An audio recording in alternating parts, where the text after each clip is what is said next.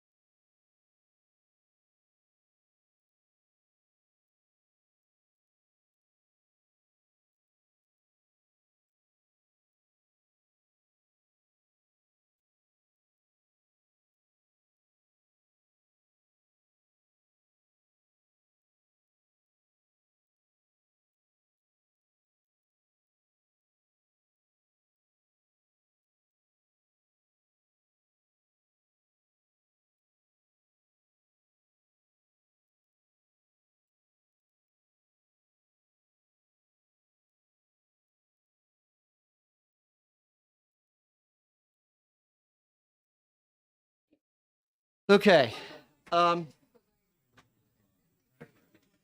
So here's where we're at. 639, which I know most of you are in the room for, is done. And I have just forwarded to all the committee members. So unfortunately, we're printing them up, copies of it now, and it's 29 pages.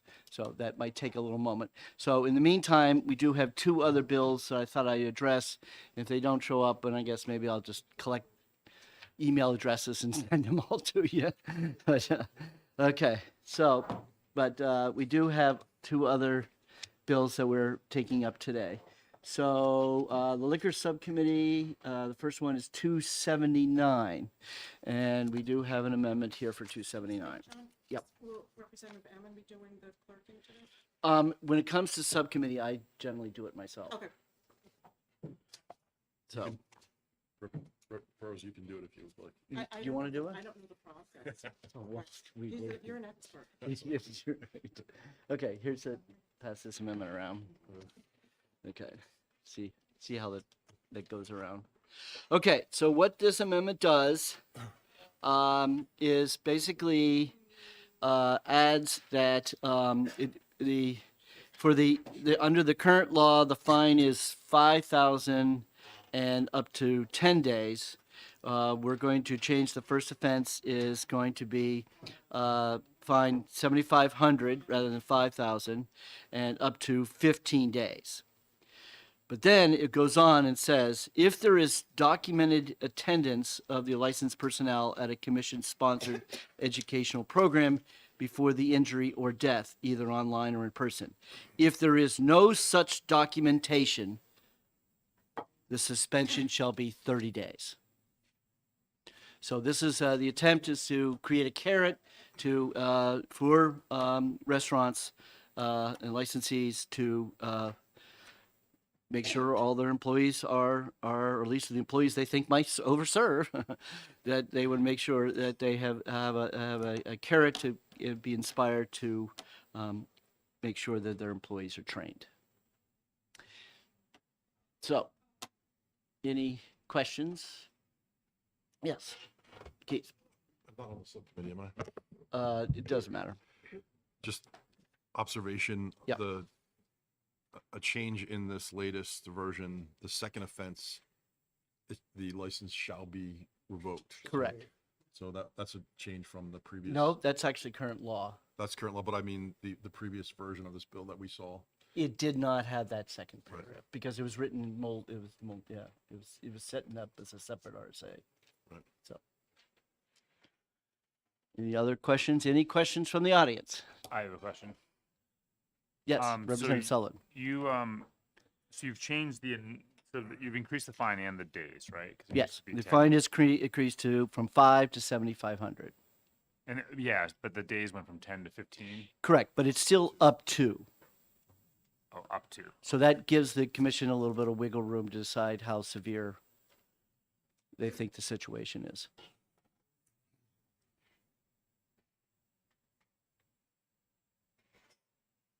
Okay. Everybody comfortable with that? I don't have my subcommittee. Do I have the correct? We have the correct subcommittee here. Let me see. The- Okay, so. Read it again. I think I should know it by now, but Pacific Walsh, Hunt, Osborne, Burrows, Sullivan, Collier, and Vincent. okay. That should be 8. Yeah, she's okay. 1, 2, 3, 4, 5, 6. So who am I missing? I'm missing some. Yeah, let me see it. Okay.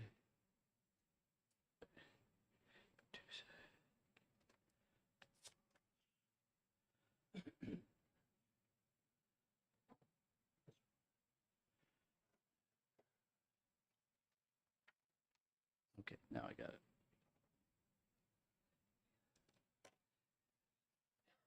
Okay. Okay, so Representative Patusek Moves OT. moves ought to pass on the amendment. The amendment number is Uh, 0526H. And second? Discussion. Oh, I thought we had discussion. Okay, yeah, all right. So we have a motion and discussion. Okay. I appreciate that, this makes a difference and it ties it to education. However, with the first offense, again, I'll use the Red Park in my community as an example. They could, even with training, they could have been fined and closed 15 consecutive days, which would have really closed them down and caused people to lose their jobs. Even in a scenario where somebody was intoxicated, they went out to their car and there were empty beer cans all over it, which indicated that there was at least a good possibility that they hadn't served them that alcohol. They drove this person home, but I'm just saying, if that had come to an accident, why are you going to punish them if this guy was drinking beer in his van or took a pill or whatever? Okay, well, we do have the commission. My understanding is that they do a long investigation before the hearing process. And so if it became clear that that person had been drinking somewhere else prior to coming into the facility, then that is the reason why it's up to. But would there be a toxicology test? I mean, to know that they had a pill in their system, which is all, happens also. Somebody goes in the restroom, it could snort coke or whatever. Right. So you're saying you would rather see that stay at 10 days? No, I'm just saying, Well, I'm just asking, what do you think is okay, the right answer? then? the right answer is I'm not sure even with this amendment, that the bill is going to do what we want it So to you do. don't want to pass the amendment at all? You don't want to ever do something, or in other words, you want to leave the current law as it is and only add in this 30 days if they don't have training, or do you still, because that's 30 days is one business, that's putting them out of business. Exactly. Well, so 15 days could also, again, even if they do the training. Anybody else from my? Yeah. Yeah, I mean, I have a similar, I mean, I like the idea of the training thing. Right. The carrot approach. I guess this is the existing law. Well, not this isn't, but the Right. existing law is 10 days, right? So that's that. We're Well, not, we're not discussing that. Well, the existing law is up to 10 days and $5,000 fine. Right. Or 2,500. Have I Right? got that right? I think it's $2,500, but that doesn't matter. I think that's what it says here. Yeah. But anyway, so yeah, my concern. I mean, it's similar to what Representative Burrows says, which is the goal is to prevent what happened from happening, and it seems to me changing the initial. I mean, the law is on the book as it is with 10 days. I don't know why we need to work with that. If we think training is the ultimate issue, Right. then maybe that carrot approach of if you have documentation, I could be comfortable with that. But the idea of changing the other one, it The actual seems- penalty. the actual penalty. So you would rather see it just leave it at 5 and 10, $5,000, Yeah, or whatever the original law is, but then add in this piece. then about add in this piece. then that makes it. I mean, we can have a separate discussion of whether or not we think this is going to accomplish the goal it is. But if this is what we want to do, I don't think we want to change the initial penalty Okay. without that. That would It's be fine. Who else has a feeling, agree with that concept and to be on the committee? You agree with that, Representative Osborne? And Representative Vincent, who's a member of the subcommittee. What do you think? Thank you, Mr. Chairman. I actually am in favor of the amendment and the bill, the way it is right now, as it stands. I think that establishments know the deal. I personally feel that the Liquor Commission is not going after these establishments just to take their license. If something of the magnitude of someone to be intoxicated and hurts one of us or kills one of us or our family members or someone of the public of New Hampshire or out of state, because there's a lot of people obviously that travel in and out, I just think that the punishment fits the crime. I just think that it's something that is just needs to have some meat to it, so to speak. And I don't mean to be insensitive. I don't think that like I was going to say, I don't think that the liquor commissioner is going out and picking on businesses just to lose their license or fine them. I don't think that's what the case here is. And I think they do have good judgment to keep us safe. I mean, what else can I say? I just, I like the way it is right now. Thank you. You like the amendment as is presented? I like the way it is right now Yeah, presented, in this yes. minute. Okay. Representative Walsh, you have an opinion? Thank you, Mr. Chairman. Yes, I agree with my fellow representative that as it is, if the onus is set high enough, then the businesses will ensure that their bartenders and servers are trained appropriately. I think if it goes back to the other, Well, I I think j- I that just like it being if you think stronger it's the language. training is what's necessary, then raising the other two is maybe unnecessary.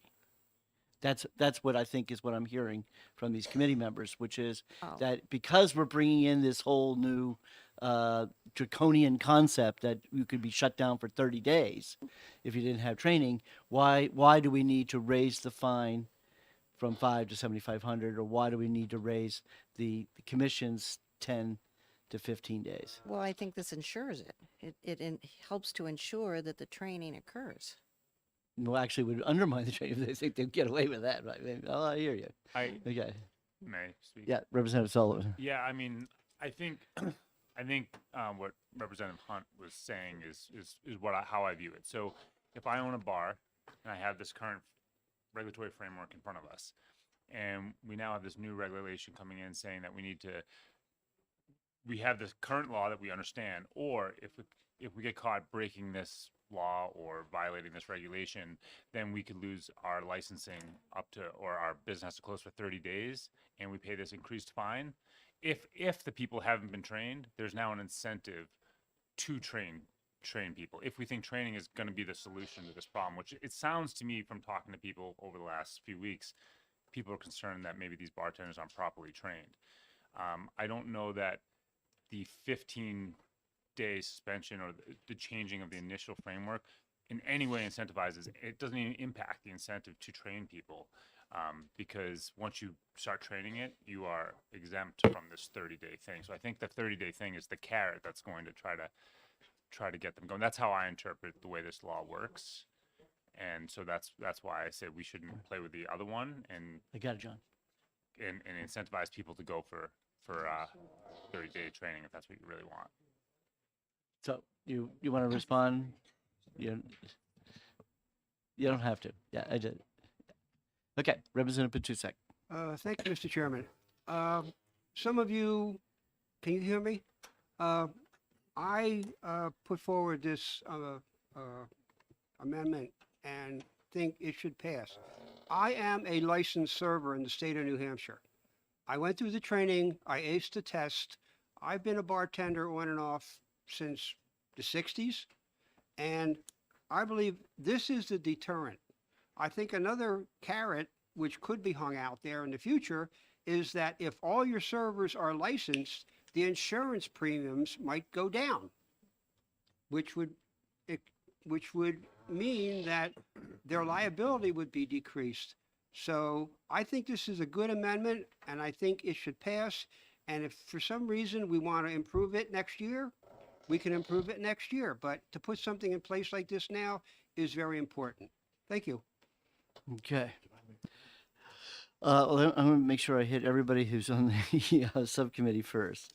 And okay, Burroughs, you would like that new proposal, right? This amendment? No, the new proposal, not the amendment, but to take this amendment and put the 75 down back to 5,000. Yep. And the 15 back to 10. Yep. Okay. All right. So and Representative Vincent doesn't like that. Okay. So now I'll throw it open to the other committee members. Representative Hammond. I just wanted to highlight that this amendment allows for one strike and then you're out. There's no leeway for the commission to examine circumstances on a second offense. And I don't know that that's current law. I'm trying to find it, but maybe we could clarify. So that would be something else that's different from the previous version that we saw. That is concerning if that's the case, yeah. And I think we need the commission to have some, we can't think of everything in our rules, so we need to give them some flexibility. And if the rule says that one strike, you're out, that's concerning to me. Other members of the committee, Representative McAleer. I don't think it says one strike and you're out. I think it says obviously, if you have a second situation, it's much more serious. And I would expect the Liquor Commission would take that into account and do their proper investigation. No, Other it than- does say second offense and you lose your license. Yeah, it says it shall be revoked. Shall be revoked. But it has to be proven though. So it's not just that, oh, wait a minute, a guy ran over somebody because he was drunk, but we're not going to investigate it. They might find out that he, again, had all his beers in his car or something like that. So I don't think it's one strike and you're out. I think it's two strikes and you're out. That's the way I read it. Well, as a final verdict, right? Okay, it's a semantic, but okay. Other than that, second strike, you're out. Yes. other than that, I support Representative Vinson, Representative Walsh, and Representative Patusek. That I think that as this bill is written, although I would be willing to compromise, I think it really puts some teeth into the bill, and that's what we need, some real teeth. Thank you. I think, we trust the Liquor Commission to do investigations, and I think the Liquor Commission, maybe if we had language on the second offense for the Liquor Commission to decide whether or not the circumstances warrant a permanent revoking or closing down of the establishment. I think if that's automatic based on the statute, I think that seems a little severe, and it takes away from the people on the ground doing the investigation. No, not yet. Okay. Because we might be mending it some more. Okay. Yes. Yes. Go ahead. Oh, me, thank you. Waiting to hear my name. Sorry. Thank you, Mr. Chairman. That's all right. So I just want to be clear so that we know what we're doing when we do what we do, if we do this. And I'm not arguing against this. But with respect to the language on line 15, for the second offense, which we now understand will be a determination made by the Liquor Commission, the enforcement folks at the Liquor Commission, the on-premises license shall be revoked. This potentially could occur within a year, or it could be 5 or 10 years later. A second offense is a second offense, and second strike, you're out, and it could be 10, 15 years later, just so we understand. I'm fine with that because a second offense is a second offense. The first offense is so serious that the establishment needs to make sure that it never happens again, not just within a year or 3 years or 5 years, but never again. Thank you. Okay. Representative Gibbs. I'm just offering this as a possibility in terms of giving the Liquor Commission some leeway, depending on what they find in their investigation, that we consider changing for the second offense, the on-premises license shall be revoked to the on-premises license may be revoked. Oh, go separate the on and off premises? No, This shall be. no. Sorry, Say it again. excuse me. Maybe I wasn't clear. Yeah. Changing shall to may to give the Liquor Commission some leeway in their determination. Yeah, but this is current law now. The shall is the current And law. I understand that. But okay, I have not read the current law. There Right. seemed to be some discussion. Representative Ammon, I think, was questioning whether it's current law, but there was some discussion as to whether shall is too rigid. So I'm offering as an alternative, may. Okay. Representative Thaxton. Well, I was actually going to make the same suggestion that Representative Gibbs made. My concern with any of these things is to deny what I would call judicial discretion. In this case, it's the commission has that position. There are things that are going to be on the line. I don't want to I don't want to punish somebody unfairly. And I have an issue if it's, if the second offense is 6 months later, I agree, you've really got an issue. But if it's 15 years later and it's right on the line with this law, they're out of business, period, the end. And sometimes things are unavoidable. So for that reason, I would like to leave more latitude on the commission's part rather than less. It's not a lot more, but it's a little bit less. So that's my input. Right. Representative Herbert. I just, this would, if you have a brawl in your bar for some reason, you know, the Democrats fighting Ammon, you know. But Yeah, guess who won that fight? yeah, that's right, he's kind of armed, but It's packing. but you know what I mean? I mean, everybody's, I was thinking a car accident, to beer in the car, but if you have a dispute, and they could all be sober, but, and had 3 drinks each in the last 4 hours, and somebody gets hurt, is that going to be applicable to this punishment? It says bodily injury. So it could be any. So that's kind where of- the up to kicks So in. the answer is yes. Right. So, Is it but though, or is I it would overturned? say that in terms of the second offense, as Representative McAvoy pointed out, first they have to have documented and proven that the second offense actually did occur, right? That there was, you know, that the licensee, it travels with the licensee. So, yeah, it's with the licensee. The second offense where I'm the manager at Applebee's in Keene, and then I go work for Joe's Bar and Grill in Porterville Valley, and It would not follow that manager. It would be the Applebee's. it would be the Yes. The Applebee's license. And is that that location license, or that would be if Applebee's has multiple licenses, it'd have to be that location. That specific license, that location. Well, my personal opinion is I take these things, legislation, incrementally. We have over the years have not done anything. You know, we've had this bill put in multiple times to mandate the training, and we've always the committee has failed to ever do that.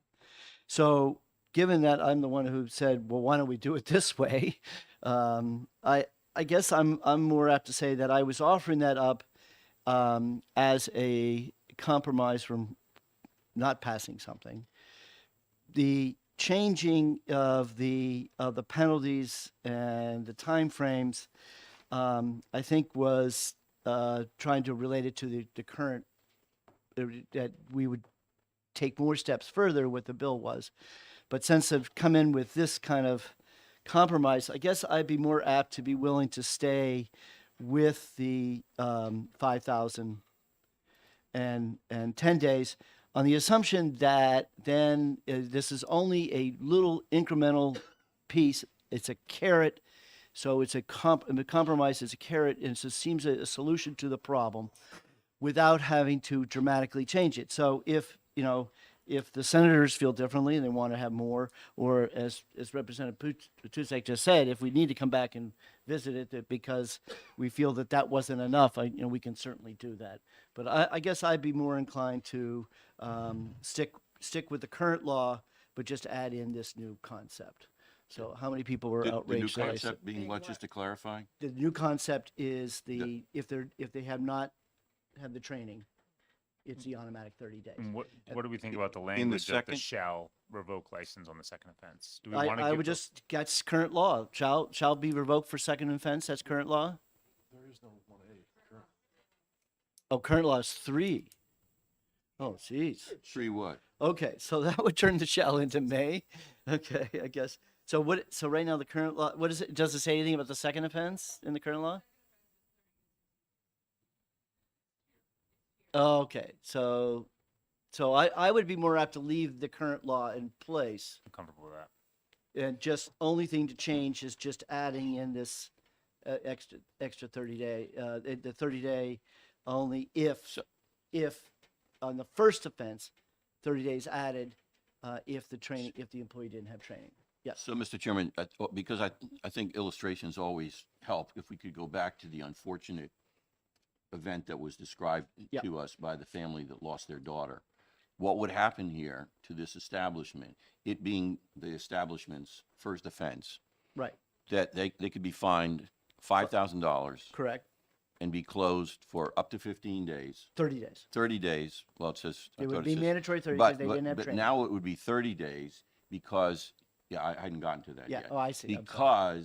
Because from the testimony I heard, it appears that there had been no training Correct. of the servers, the Right. bartender. So for the loss of that particular life, we're talking about 30 days and $5,000 on the establishment's first offense. If there are any subsequent offenses of this nature by this establishment, whether it be a year, 5 years, or 10 years, then right now, unless the language is changed, the language says shall be revoked rather than may be revoked. That's in this bill, but under current law. So Yes. what I'm now inclined to just take the current law and just add in that on the first offense, the 30-day kicks in if they don't have training. Under current law, it is now, if I understand it, it's up to 30 to 60 days for the second violation. That's okay. So maybe we want to put it in RSA, put it in the statute. Okay. Yeah. And then the third offense is they lose their license. The license is gone. So now we have to change this so that it's the third, because right now it's what we're looking Correct. here is the We would- second. So you got to exactly. draft another one. We would be drafting another amendment. Yes. Well, But I want to get consensus that that's the way we want to go before I would just say, go draw because it up. this is multifaceted with throwing all kinds of numbers around, it's going to be really helpful to actually see the next iteration of Right. the amendment. Thank you. I hear you. So, okay. All right. Representative Gibbs. Thank you, Mr. Chairman. Just for clarification, I'd just like to go through this to make sure I'm understanding it correctly, and I'll be as quick as I can because I understand that we'll see a new written version. So for the first offense, if there's training, the licensee would be fined $5,000 and the license suspended for up to 10 days. Correct. If there's no documentation of training, license shall be suspended for 30 days. Correct. For the second offense, the license shall be suspended for 30 to 60 days, Up to. Yes. up to 30. Right? Is it 30 up to to? 60. And that's in rule. No, it's not. It doesn't say up to. It just says 30. 30 to 60 days there's no up to in the second offense. So that's what we would put in the Yes, statute. that's where we put 30 the to statute. 60 days. And for the third offense, the license shall be revoked. Correct. And how Thank much money on the 30 to 60 on the second offense? Yeah. How much is the fine on the 30 to 60? No, Second offense. Second. It's still at 5. it's still 5, so there's no step up in the fine. It's 2,500 the first time. Oh, the first is 2,500? Yeah. In the current Then it law. goes to 5? Okay. Under the current law. Chairman. Okay. Under the current. Yes. And that's a I'll rule. let Nita go. How do we define serious bodily injury? So how do you guys define serious bodily injury? Okay. Representative Sullivan. Yeah, so I just started thinking, so we're gonna try to get people to get trained. That's our goal. So there's training offered by the Alcohol Commission, right? Okay, so my question is, how much does it cost anything? Is it free? A free online thing? Free. Okay. And then so if I have a bar and I have a server who gets trained and then that server leaves to go to Representative Hunt's bar, did that travel with them or do they have to get retrained? I feel like it does. And does it expire at some period of time? Okay. So if I got trained once, 10 years later, I'm still covered by that. Okay. Okay, so just so everybody understands what happens, that the training, obviously, the file that's kept on that employee's training is kept by the employer, right? Does the commission keep You would have records, so if that employee showed up at a different facility, you would still have records that that employee did have the training. Okay.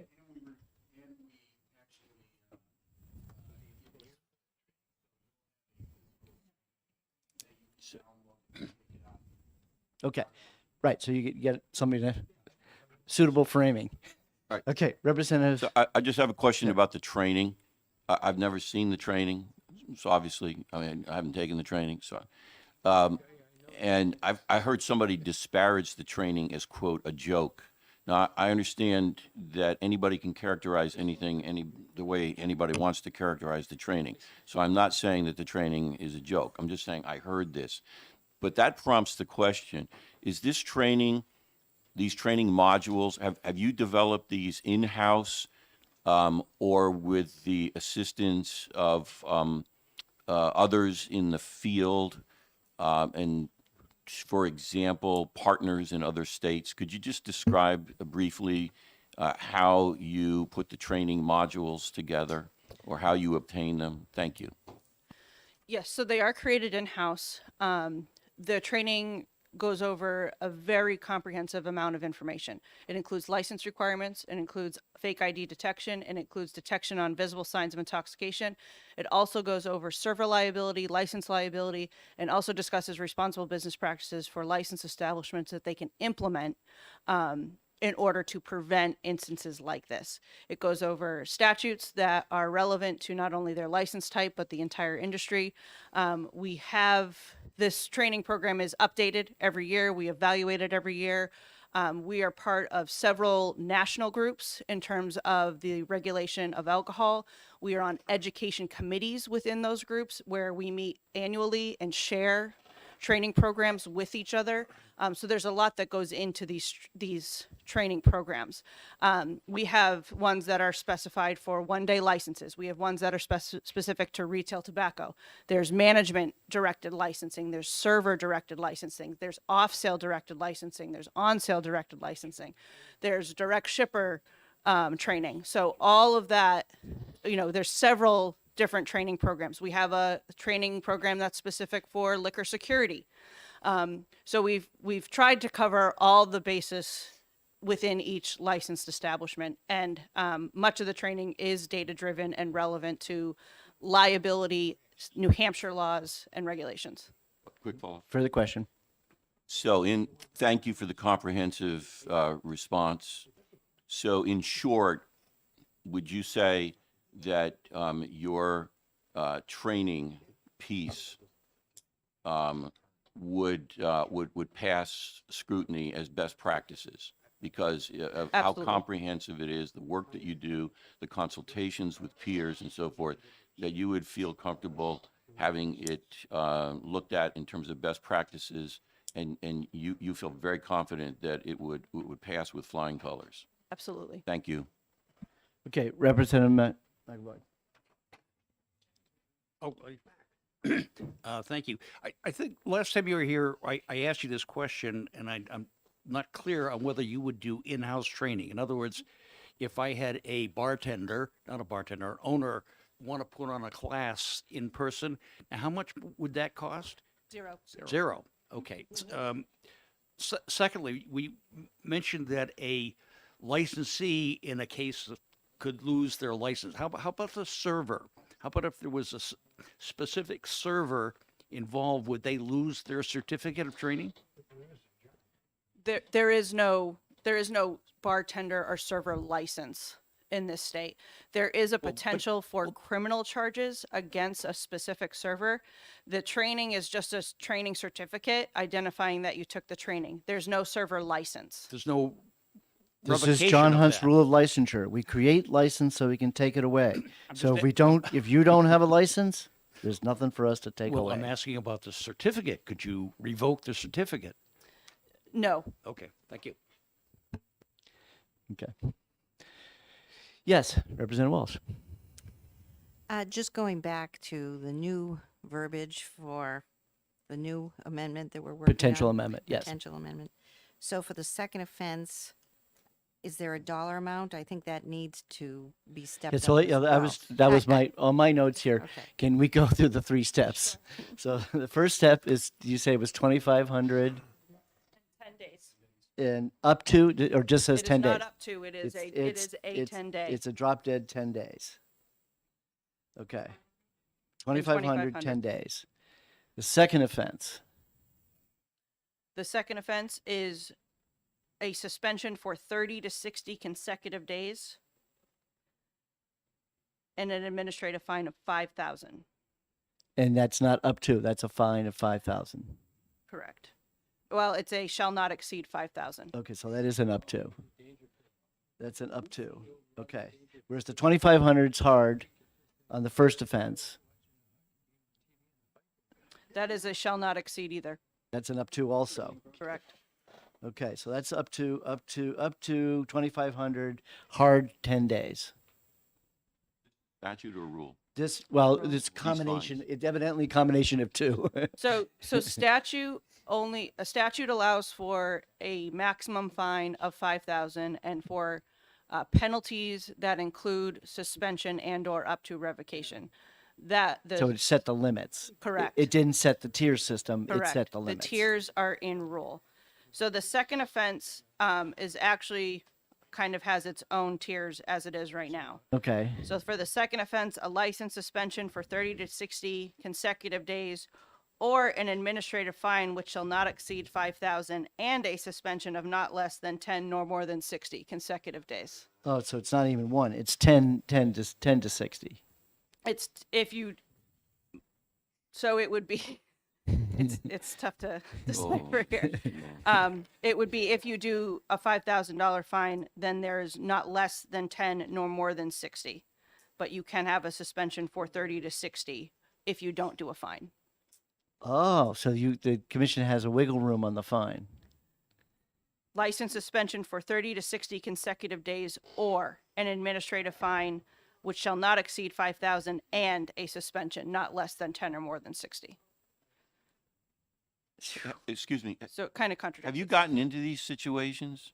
I'm trying to imagine what the process is that you're going through with all of these different combinations and So permutations of rules. we're currently rewriting this section of rule right now. Oh, good time for us to be revisiting it, isn't it? This sounds, this sounds, We're actually right in the middle this of sounds rewriting. absolutely Byzantine. Yes. That's just my opinion. Well, it does feel like there's a lot of wiggle room in there, which obviously the legislature would never intentionally do that. But So but they did it when they just sent the caps, and then you guys. Within the penalty section of the statute, we are required to consider aggravating and mitigating factors when applying penalties. Aggravating and mitigating factors are actually outlined in rule as to what those are. Training is actually an aggravating or a mitigating factor. So that is something when we have a rule that says the penalty range is such, training is actually accounted Part into of the that. mitigating factor. Correct. If you have it, it's a mitigating. If you don't, it's an aggravating. So that's what I believe this range is we are required by statute to take into account those aggravating and mitigating factors when applying the range of penalties. Okay, Representative Gibbs. Thank you. Could you provide the committee with your current rules on penalties, both the steps and the description of the aggravating and mitigating factors? Here's the problem with that. This bill has to be out tomorrow. Okay? And unless you want to come back tomorrow, we've got to figure this out today. Or we have to retain the bill. So I think we can come up with something. And number three violation, it's just a total outright revoke. 3 is for third offense, license revocation. Okay, so we got 3 set. Okay, we got 3 set. So the issue now really is the 1 to 2. Correct. Okay, and if so that I guess what we so not all the more reasons maybe to go back to that 5,000, because that for the first offense, because that's an increase from 2,500. Yes. right? So the first offense being okay.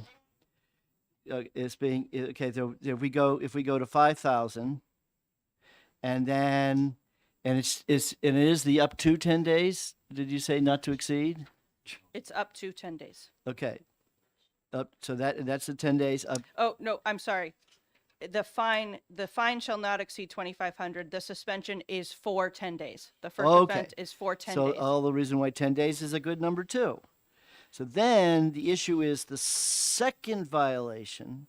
Yes, Mr. Chairman, how can for the second violation, the on-premises license be revoked and on the third it be revoked? You never So- get to a third. You're gonna take Right. it out?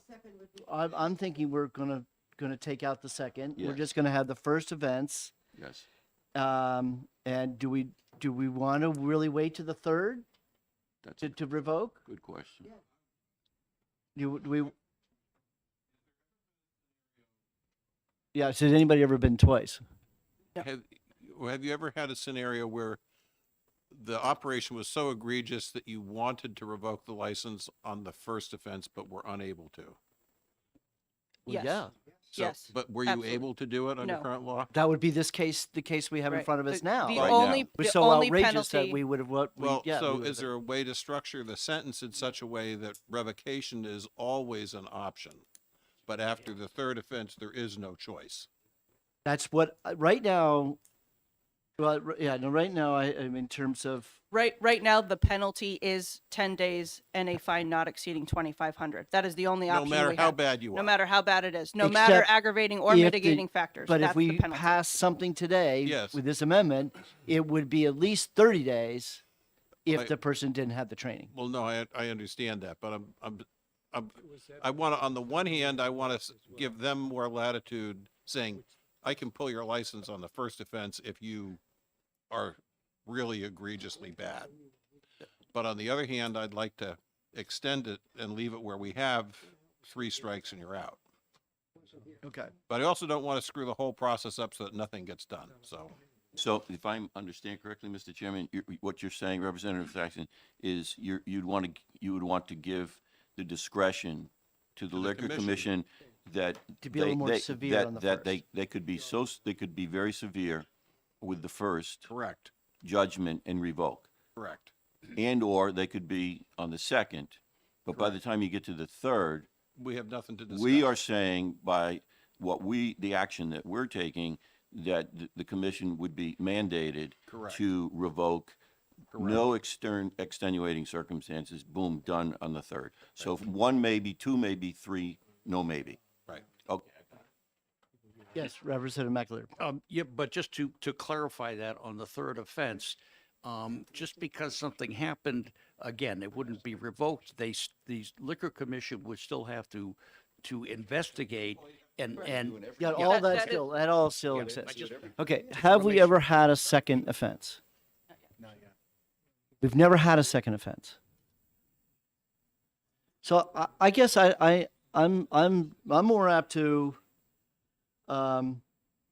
if we I mean if we've never had the second offense, then we would probably want to go ahead with the revoking of it at a second time offense, right? Representative Gibbs, you No, I would not agree with that. I You think there should I think be that 3 leaving strikes? the tier, we don't know what's going to happen in the future, and I think it makes sense to, since we know that the Liquor Commission will investigate thoroughly, they've made that clear, to leave them a number of different options. That's what I would recommend. Okay. I agree So with if Representative we Gibbs. like if we're pro-choice here, we like lots lots of options. Options would be that we think if the first violation should be up to 5,000 and up to 10 days. The second violation is up to 10,000 and it's 1 to 2 months or 30 to 60 days. The way it is now? Third violation is the revoke, but the governor is regardless if it's the first, second, or obviously the third is a revocation. either one in the first or second, if it is that an employee does not have the training, there's an automatic 30-day suspension. How does everybody think about that? No, no, go on after the third. 3 strikes. No, and no, you're out. not 3. Excuse me. Doesn't matter if it's 1, 2, or 3. Regardless of 1, 2, or 3. If the employee did not have training, it's an automatic 30 days. So you're okay that the example we had today, for this hearing, that the worst thing that could happen to that business, which is probably actually did happen, was that, or I guess no, they got fined up to $2,500 because it was the first violation. They got fined up to $2,500, and they got suspended for 10 days, but they hid the sign in the back room. You're okay with that? I'm saying that is okay, because remember, it's up to these amounts, and if the person wasn't licensed, then obviously the fine should be higher, but I don't think that in itself is a cause for revocation of a license. It has to be a totally out of world type of offense for the revocation. Mike, did I see your hand go up? So you unfortunately need to come to a mic, so I'm sure all the world wants to hear what you have to say.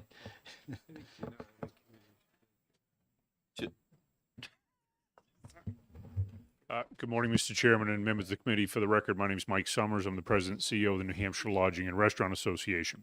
Obviously, we're quite keenly interested in this bill. So my concern with Tier 1, no training, automatic 30 days. Automatic 30 days, it's basically you're just suspending the license. The business is not going to survive. So at that point, it's one strike, you're out. So I would respectfully request that you consider making it up to 30 days so that the commission has the ability to, if it's a more egregious occurrence, then you bring the heat. If it is something that, a terrible accident happened, whatever, a fight breaks out in a bar, then in that instance, the commission has discretion based on a variety of factors. But again, with the mitigating and aggravating factors, I think you're almost forced to have the up to standard, because I think that's going to be required for them to really do their work. And then the second violation is automatic 30 to 60 days. Yeah, That'd be I the think 30 that, I mean, that'd be that's the a 30 current anyway. standard, so it kind of is what It it would be is. the Yes. 30. Yeah. And then 5,000 for the first one, 10,000 for the second.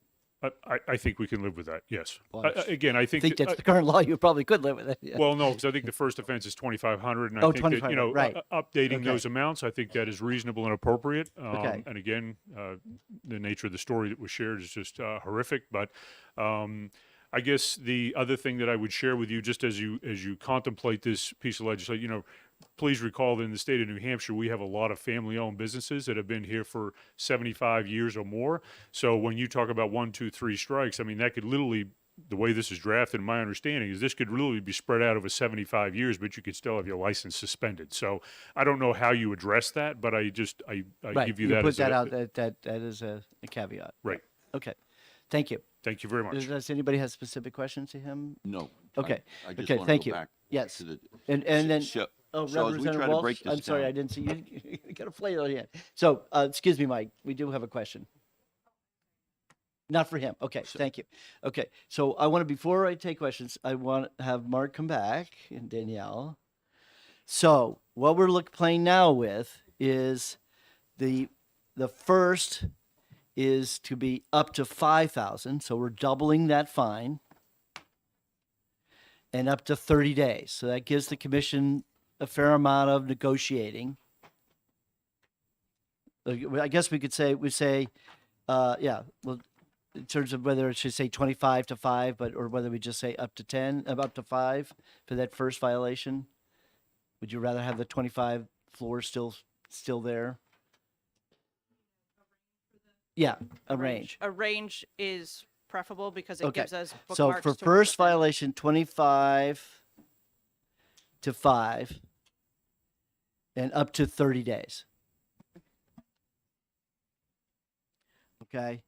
Mr. Chairman, before we start going on to the second and the third, if we could just get clarity on the first. Okay. What clarity would So you like the on that? clarity here is, I think I just heard that if in an offense in the judgment of the commission under the first, up to 25 to 5,000, 2,500 to 5,000, and up to 30 days. That if the commission, and let's just use the immediate case that's in view in all of our minds, that you might go for the 30 days. You can't revoke, but you can go to 30 days. What I think I just heard was 30 days is going to shut the establishment down, which is tantamount to revocation. Now that's a judgment, and it doesn't necessarily mean that's going to happen, but and I don't mean to suggest that the testimony we just heard is inaccurate, but up to 30 days, if it's tantamount to revocation, why don't we just say or revocation? I mean, what would you have done? but that's, it's when it's tantamount, it obviously, if you own 10 locations, Yes, closing one down for 30 days is it's not. not, That's not the end. That's not, right. it's not at the end. So that, again, now you're just taking consideration the size, the nature of the business. So, Because earlier on, we were talking about making revocation optional on the first offense and the second offense, right. while making it mandatory on the third. But that seems So to have I guess, disappeared. yeah, so let's, how about if we go to the 25 to 5 and then say up to 15 days, except if there's an employee, if the employee didn't have the training, the 30-day draconian gets kicked in.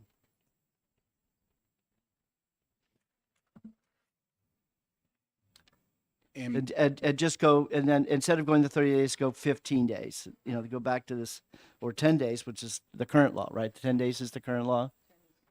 So if we go back to the current law, 10 days. So no revocation. So the revocation, the draconian revocation occurs if you had 3 offenses. Okay. Mr. Chairman, can I add? Yeah. Just for clarification, because I know everybody analytically is trying to put this together in their heads.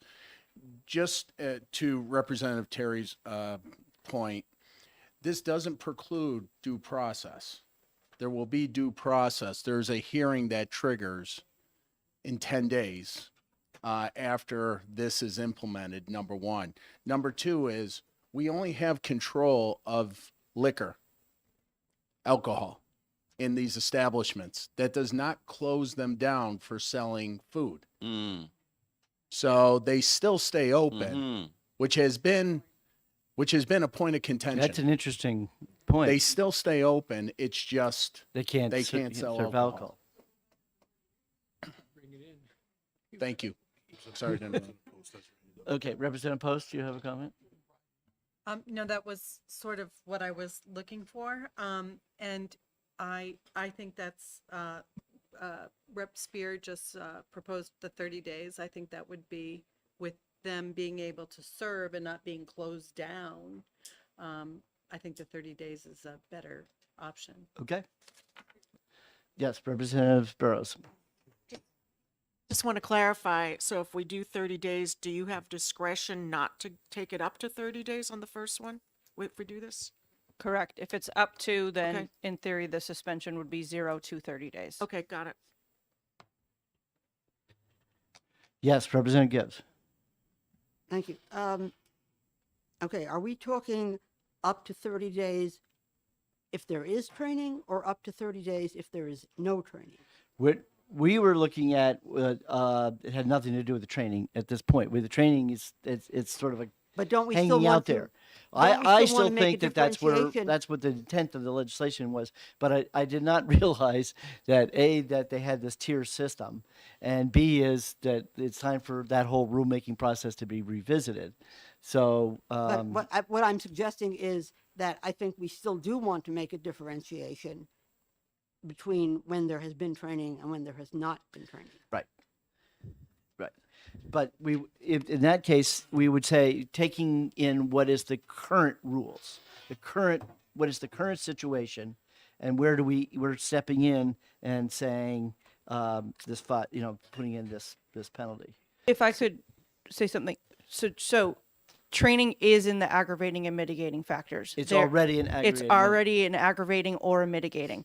Those are required to be considered when looking at penalties. So when you have a range, it allows for the aggravating and mitigating factors. If you have a significant amount of mitigating factors, you can receive penalties on the lower end of the range. If you have a significant amount of aggravating factors, you Right. can receive But higher here's the penalties. reason why I have a problem with that. And that is that most of the times these are first time offenses. Yes. Okay. That even if it's a mitigating, the penalty is not severe enough. That's The where penalty right now- that's where I'm stepping in and Correct. saying legislatively that we want to do Correct. we want to do something. So even if we were just to leave the way things are now, okay, and that we still think that if the person did not have training, whether it's first, second, violation, well, the second doesn't matter because second you're going to get suspended for 30 days anyways. So really, what we're only talking about is the first violation. If the employee did not have training, what is 30 days appropriate?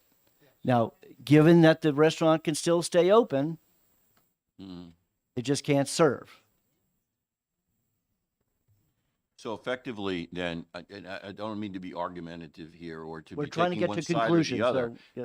but effectively, then, what we're saying is that in the case that's immediately in view, that the value of that human life that has been lost because of the, shall I say, the negligence of the establishment's owner to not require training or to make sure that the employee did not follow the appropriate training was a 30-day suspension to be able to serve liquor. And because the public's going to look at this in such a way, and they're going to say, well, they basically just said that her life was worth 30 days.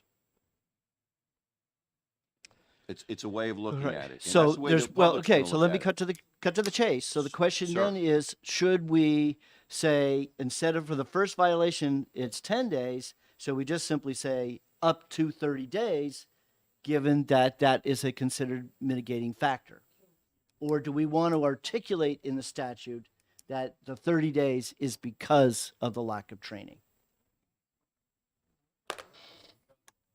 That's what I think.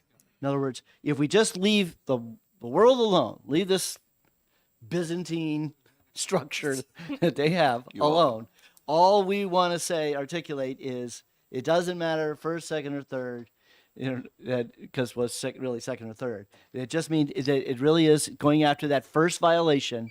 That if somebody dies, then yeah, you guys can't serve liquor for 30 days because your employees weren't trained.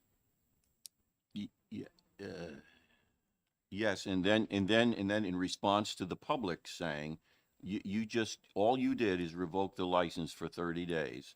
We say there could be a whole host of circumstances here that we could not see in advance, but look at what we do on the second offense because we give the possibility of revocation. But we haven't never had a second offense. In all these Right. years, we've never had one, so that problem never occurred. I understand, This but that's reason what why you're this bill is in front of us is what happens if that But first that- offense is so catastrophic. And we're saying 30 days. And we're saying if the employee didn't have the training. And that's the value we're putting on the life that was Egg. just lost. That's correct. Representative Thaxton. So I think that's appropriate. I want to recognize a comment that was made earlier and we've kind of skipped over. We have the issue in New Hampshire of many of our restaurants are intergenerational. There are several that I can think of that have been in the same family for most of the last century. And so as a consequence, would it be reasonable to add after, when you get to the second or third offense, to say within a 15-year period? Otherwise, you have the potential of having something occur 5 years ago and you're going to put somebody else out of business 15 years from now. So much with like a driver's license where you can accumulate and the points run off, give it time. That's my thoughts. 15 Right. years would be good. So I see you, Spear, but let me get this addressed. So have you ever considered a timeline, or are we thinking that? That's being written in rule right now. Right now, there's, again, the rules are all over the place. Some require a look back of the entire violation history. Some are a look back of 3 years. Some have specific standards of 24 months. So we are trying to clean that up in rule to say that how long the look back is for the history. That was something we. Okay, so now I'm going to do something that no one probably expected. Uh-oh. Because you're working on these rules, and because the Liquor Commission often takes the consideration of what this committee requests, is it possible that we just retain this bill and you'll have these rules done by next September, that we can revisit those rules, and that you will put in this 30-day suspension for the first offense, and also put in something to make sure that nobody, that there isn't some kind of expiration, so it doesn't last forever. Is that possible? Okay, Representative Spear. Two points, and one of them I think nobody's going to like. But one of the idea of putting a limit between the time frames between the first and second, I'm not so sure I think I like that, because we don't know how many didn't get caught. And I know that's been said on driver's licenses as well. They don't catch everybody. But that's another issue. Okay, But you put the penalty down at 2,500 to 5K.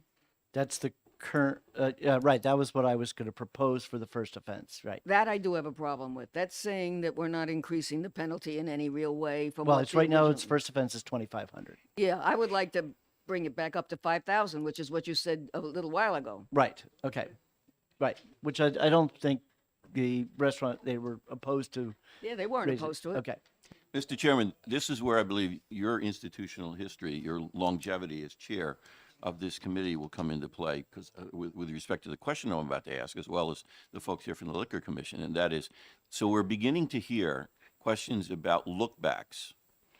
All right, we're talking about it up here in terms of timeframes and whatever, and now we're hearing that there are lookbacks in the rules. they're So with considering it. respect, you're considering it, or it's There are certain Existing. parameters for certain penalties. it's existing? Correct. There Oh, are okay. look-back periods existing. All right. So, Mr. Chairman, because you have the history here, this fascinates me from the standpoint of statute and rulemaking. Right. Was it ever the intent in statute that rules be developed that would take into account look-back periods rather than have it be in statute? I would say this is the first time I've ever dealt this deeply into these penalties. So this might So have been every other time this- we've ever had these yeah. bills, this issue of Yeah. lookbacks, it never came up, because I never, like, frankly, I didn't know what the fines, the first, second, or third year. All the legislation that, I guess I'm not supposed to mention names too often, but there's certain representative that people know who's put this bill in multiple times. It was always about mandating training up front. It was for all employees to be No, trained. I don't mean this to be at all critical or judgmental, because I'm in a fact-finding mode right now. So what you folks do with respect to lookbacks is not because you necessarily understood that this was the intent of the law or the specific language of the law, because there is no specific language in the law, but what you considered prudent and reasonable. And so you just did that on a discretionary basis. Correct. So statute requires us to create rules based on a enforcement policy and rules around penalties. And it's only set the max penalties as the $5,000 fine, and then it says that rules around suspension, revocation, things like that. So that's what all the rules are based off of, the statutory requirement for us to create rules regarding the enforcement policy of how we will handle Yes. penalties. Thank you. Okay. Yep. Okay. Representative Walsh, did you have a question? Yes, I would hope that after retaining that the verbiage would be much like what Representative Spears said. It's much firmer, not this up to. I would like to see the first offense be a solid 5,000 or, something that is very definitive. I'd say start at 5,000. And same with the days, that it's a firm 30 days, not up to. Do you agree with that, or do you prefer a wiggle room? I think the commission has always remained neutral on these Good issues answer. and left it up to the committee to actually put forth the rules that we follow on a daily basis. I will say that I'm asking logic, in your history Yeah. and your it- knowledge logic base. says that deterrents are there, as was mentioned earlier, with time being solidified and fines being solidified. That's history. He's a presidential you. candidate. He has to be careful. Well, Mr. Chairman, the other thing, Mr. Chairman, with respect to with respect to Representative Walsh's suggestion here or request, this also plays in the favor of the commission because there's no, as you and others are describing this, wiggle room, 10 up to, 10 to 30 or 2,500 to 5,000 or whatever. So if anybody's really upset about whatever fine or sanctions are levied, shall we say, whatever sanctions are levied, if there's no wiggle room, the commission can say, well, blame the legislature because that's what they passed, rather than blame us because we were too harsh within a certain range of 10 to 30 days. So we're the ones who take the heat and not the commission. And that's why we get the big bucks. So if we were to retain this bill, we would have the expectation that the department would have their new rule, which they would be working with the interested parties in generating that rule. Okay, so they would have a new rule ready. I guess I would dare say, don't have to send it to Rules Committee before you bring it to us first. But we would meet. We can meet in the summer or meet in September. We have a summer deadline right now internal deadline for Okay. the 600 rules, which are the entire penalty structure. Okay, That's- you have so a that's- summer. You have a summer. You got to. We're hoping to have a first draft done by summer. Okay, so theoretically, when the first draft is done, this committee, I do have the authority, even though we aren't allowed to meet in July and August, but I can have the authority to call the subcommittee and to review those that amendment and see where we're at. But if nothing else, if things are not getting resolved and people don't feel one way or the other, come by October, we would have to have the bill out of committee. So we would have something by then. But by retaining it, at least then we get that negotiating process. And I think that you've gotten huge amount of guidance today. And so therefore, where we're looking at. So Mr. Chairman, with respect to your proposal and the disclosure of summer, I'm wondering if you can be any more definitive about that, because summer goes for 3 months from the middle of June to the middle of September. So are you able to provide any more certainty within that time range? You could go up right well, to as the soon as last they have day. it done, they'll mail it to us. Right. So No, what's we're your not. goal? We don't want to wait until their deadline. You have a goal. We want to weigh in before the deadline. That's true. So So, in other words, once they've got some rough draft of what they what's think. your hope? Our hope is, I would say July at this point. Okay. We have drafts, but these are connected with the 200 rules, so we have to write the 200 rules Okay, first. so not September 20th. Okay, Correct. thank you. And Representative, just to add a little bit more to that, this point system that has shown in its infant stages to be very fair to industry has been presented nationally and gotten high acclaims. So I think everybody, at least here, knows, and I know industry knows that we are thinking about them when we look at accountability, and we think about some of the things that were brought up by Mr. Summers that is very valid as far as just that mom and pop owned establishment for years. We understand that, and we want to see them in compliance be very successful. Okay, so for discussion, Representative Patusek has withdrawn his motion, and his new motion is for retaining, and that'll be seconded by me, Representative Purcelli. Yes, thank you. And I appreciate that we're going to retain it so we could look at the rules. That's great. But the original problem that I think we're trying to address is the concept of training.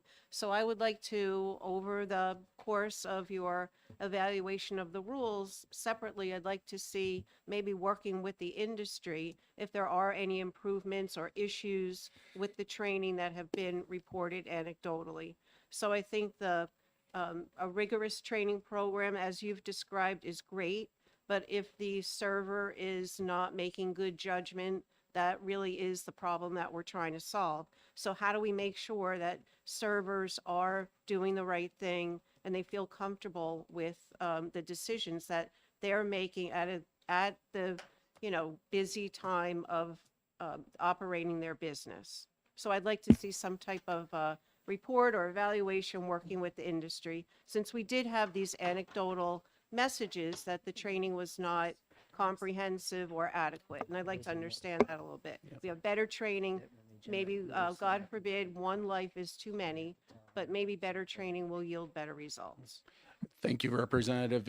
And to that, I will state that our training right now, we have a evaluation program that we do after each one of them.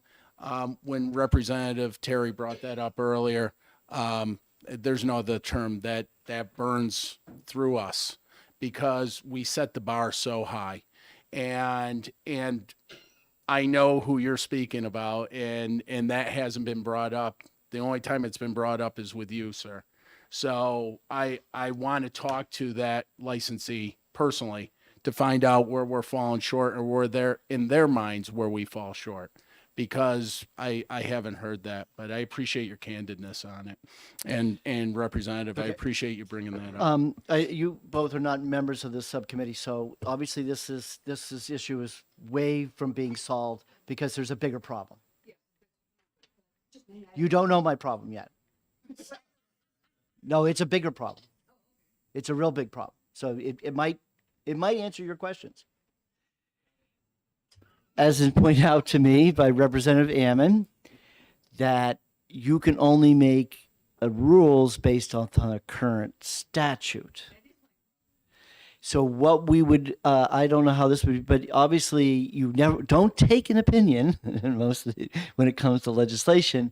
But in this case, we are asking you to keep in mind, in terms of this rule change, that where we would need a statutory change to make that work. Okay. How about that? How about Representative Gibbs? Did I answer your question? It's a quick question. Okay. Thank you. There's mention of consulting with stakeholders in drafting the new rules. Could that include consultation with Elizabeth Croak's family as representatives of all those who have lost family members under these circumstances, so that they know that their concerns are being addressed? Absolutely. You'll give them notification. And given Mr. Croak, David, who testified before you, I had been up to the first of the year, because we knew this was coming down the road, weekly, probably at the least every 2 weeks, conversations with him during the case his daughter was a victim of. So that is common for us to do. I thank you for acknowledging that. We think that's good business to bring all stakeholders involved to get best practices. It's how we survive. All right, everybody? Yes. Okay, everybody happy? Yes. Okay, the motion, Representative Patusek, second by Representative Hunt. This is just for the subcommittee members. All those in favor of retaining, please raise your hand. 1, 2, 3, 4, 5, 6. And who am I missing? And I lost Osborne. And okay, so it passes 6-0. 6-0. Okay. Mr. Chairman, with respect to the action that the subcommittee has just taken, I presume that this will carry with the full committee. Would you, and if you do this, I'm sorry because I can't read your mind, But would you make sure that Representative Mooney knows what the reason is? You for know for retaining? sure I will be talking Yes, to because Representative. we do not mean to be disrespectful here or Yeah. put this off. but Nope. We're trying to get this right. No, Thank you. she will get, I will give her all the highlights and Thank you. lowlights. We're, So we're that actually matter. alter egos, Okay, yes. Mr. Okay. Chairman. All right, Representative Hammond. Just following Representative Terry's comment, the governor wrote us a letter about this bill, so we might want to Keep the governor's office Yes. informed. Right. Right. Okay. All right. Well, that was a little more painful than I thought. Okay. All right. So let's hopefully this one we can do this a little faster. All right. So I want to do right now. I want to do 465, and I would like to make a motion to retain it. Second. And I will speak to my motion. Okay. So this bill is sort of deja vu for me, and that is many years ago, we had the issue of bovine growth hormones and in milk. And this is similar to PFAS, was that there was no direct correlation that because there was growth hormones, you know it's going to cause this or that. You know that because there was some the Food and Drug Administration had problems with trying to regulate it and do something. This legislature actually, over a period of almost 6 years, had a bill each year struggling with this issue. The end result was that it was permitted for a milk manufacturer to write on their packaging bovine growth hormone free, and therefore the result was now consumers can make that choice of whether they want to buy that product or not in terms of the bovine growth hormone. And I don't see anything on packaging. I still see bovine growth hormone free in packaging. Okay, so I think that we can solve this issue because clearly people don't understand PFAS and what's going on with PFAS and what has PFAS in it. You know, we've had this bill in another case in a resolution, it's a bill which is that to ban PFAS being sold, but HHS says, well, we don't. That is a burden. It's very difficult. I mean, I see the guys left the room, but he was here. So that is really hard to do that. So what we need to do is figure out a way to have carpet retailers, if that's the focus group we're working on, but it could be expanded to any industry that has it, that to have some way to have them focus to making sure marketing wise that they are educating the consumer that the product is PFAS free or not. Representative Sullivan. Thank you, Mr. Chairman. I agree with the idea of trying to use the market to motivate decision-making. I think your analogy to the bovine is not a perfect analogy in that somebody consuming milk with bovine growth hormone, it's in their body and it's just there. And I think the argument here is that there might be a market failure even in the presence of this additional information because you have an externality of the leachate in the dumps going into local water supplies. And I think that's the intent of this bill. And so I think what you're saying might be helpful. It would certainly be better than nothing, but I don't think it gets at the intent of this bill. So that's just my thought on Right. it. I know that this bill has been turned into that issue. I would have to say is, boy, to start saying now we're going to stop carpets from selling that have PFAS in it. I think most people expect their carpets to last 10 years. So that means the result of that legislation doesn't have an impact until 10 years from now in terms of solid waste dump. So I would not use that as a governor on this issue. I would think is more importantly, we need to educate consumers about PFAS and let them be aware that how insidious it is and how where it is, and therefore make sure that they're making choices to ignore it. But in terms of the leach fields and septic, in terms of the leach fields and of town landfills, there's so many other things that be going in there, right? There's mercury in there. There's all these other things that are poisonous that are in those waters.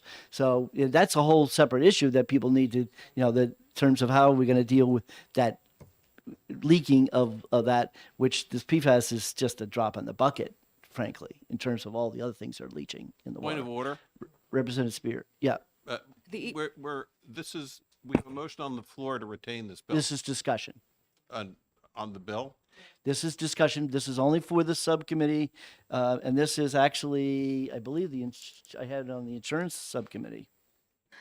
No, business. This is the business subcommittee. So I think you're in the business subcommittee, Yeah, right? no, I just Okay. thought we should vote.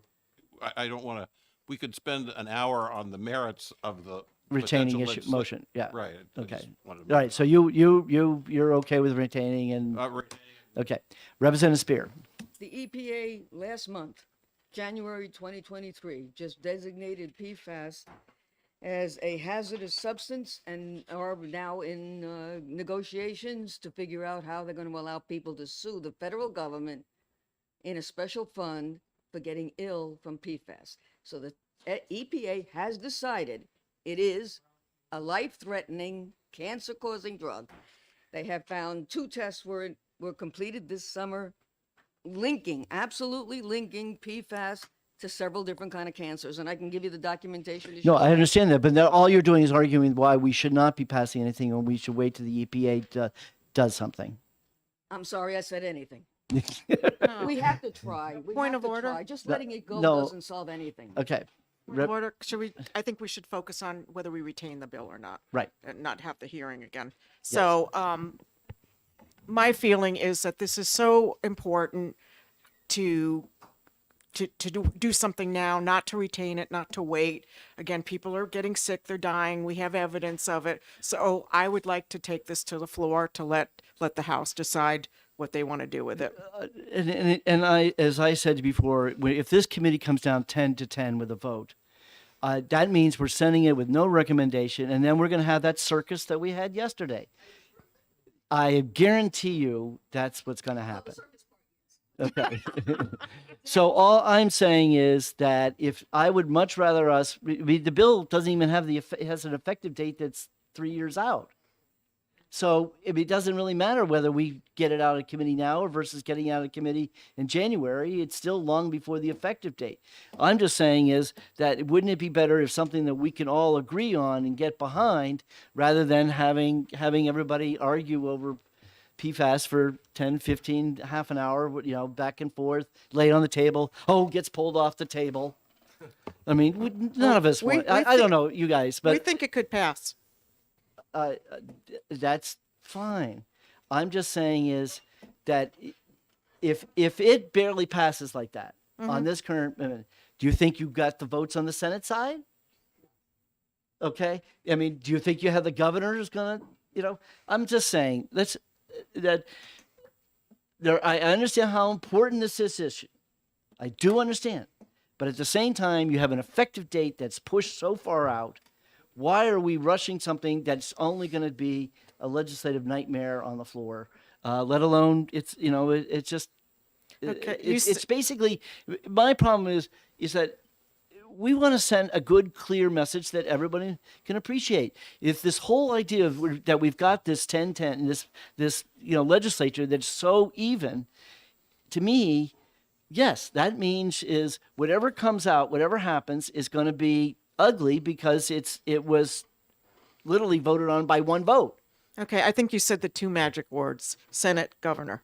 So if there is a commitment from both sides to really come up with a solution, I could go with retain. Okay. I mean, not just meet 15 minutes in next. I absolutely. We want to think of ideas and how we can communicate and give it an opportunity for businesses to address that, whether the PFAS is in what they're selling, and that's really it. And it's not just carpets, right? Well, we wanted to start somewhere, but again, as I said, if there's a commitment to really come up with a solution, then And I'm how in. would we do that? I mean, would you call meetings in the summer? I mean, Yeah. what do you? Well, in September we would have a subcommittee on the bill, and yeah, we would be letting people out, give us some ideas on what we can help New Hampshire businesses, and try to address this issue so that PFAS is not being sold in New Hampshire without the consumer knowing what they're buying. Well, all the more reason why you're in my mind. If California has really banned it, then why would it be sold in New Hampshire if California banned it? Yeah, that's my point. Okay, all right. So the motion. So which subcommittee did I have this on? Business. This was the business committee. All right. So who's on the business committee? Ammon, Cole, Thaxton, Hunt, McAleer, Herbert, Filio, and Spear. Right. Okay. Ammon, Right. Cole, Who's out? Thaxton, Who's here? Hunt, Yes. McAleer, Herbert, Filio, Spear.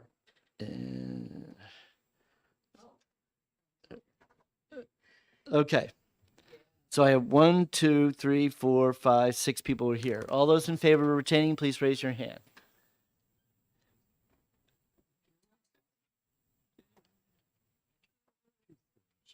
Okay, then I need to appoint replacements, or are we gonna, I mean, okay, so you don't want to retain it. What do you want to do with it?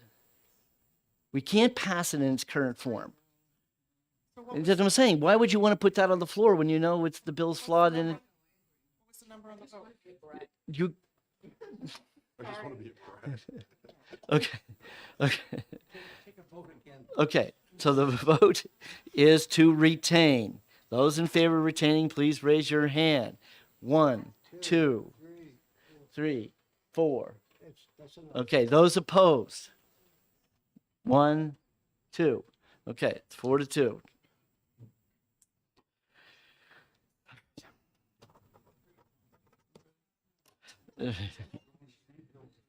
Okay. All right, the last one. Last but not least. All right. All right. House Bill 639. All right, so I assume the audience has plenty of time to read it over. Does anybody have a problem with it so far? Or anything that needs to, tell us, speak now, forevermore. Hold your peace till it gets to finance. And then you can take it up in finance. Yes, sir. State your name. Good morning, Mr. Chair. Timothy Egan, Chair of New Hampshire CAN, the trade advisory group for the cannabis industry. We're very happy that there seems to be a lot of listening being done by this committee to the effort of state entities to want to move this bill forward. But we did notice there were 2 issues that could avert a well-run cannabis industry. There seems to be any advisory board that comes with professional insight into the industry, not in the bill, as well a concern that there are no caps on the number of licenses one entity could own, therefore restricting what could be individual run commerce in the state, the concern that big cannabis could come in and take over our industry. Those are the 2 things that collectively I think we're missing. There are probably some minor things that could be thought about along the way, but unless I'm not missing anything else, I think I'm speaking for 6 or 7 or 8 different organizations that have collectively tried to work together with you all on this bill. Those are our 2 questions of why they were removed. Well, I guess I'll take the blame. the two reasons, in terms of the advisory board and the purpose of advisory board, I mean,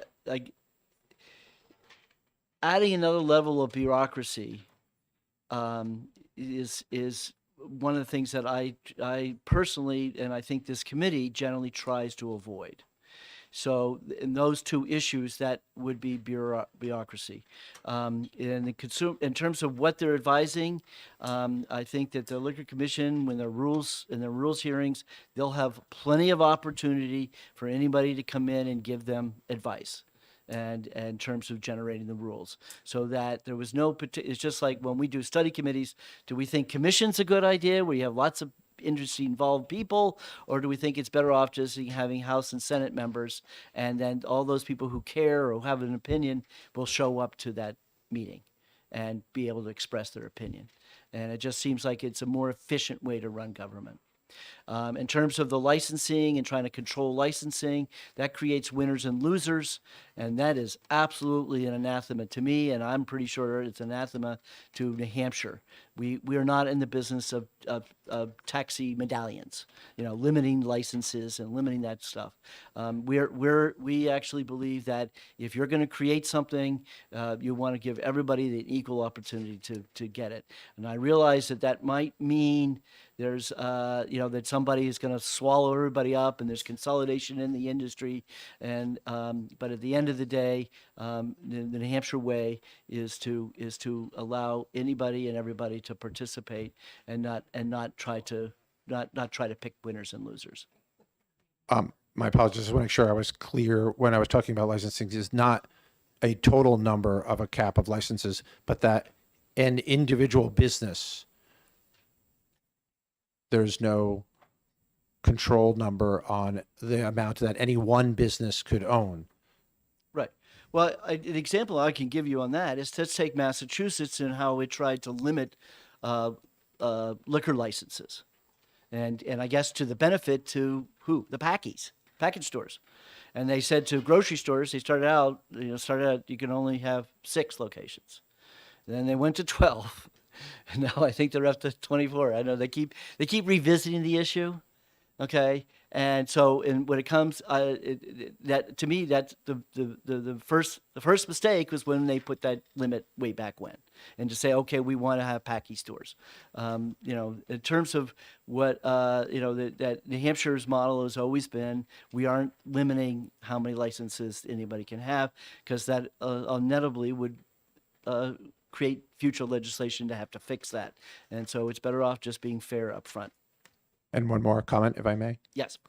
And that discussion around licenses would come easier if an advisory board existed, because they would be able to assess what are best practices in the industry. The idea of an advisory board would be able to look at neighboring states and the other 20 some odd states that do have legal recreational cannabis.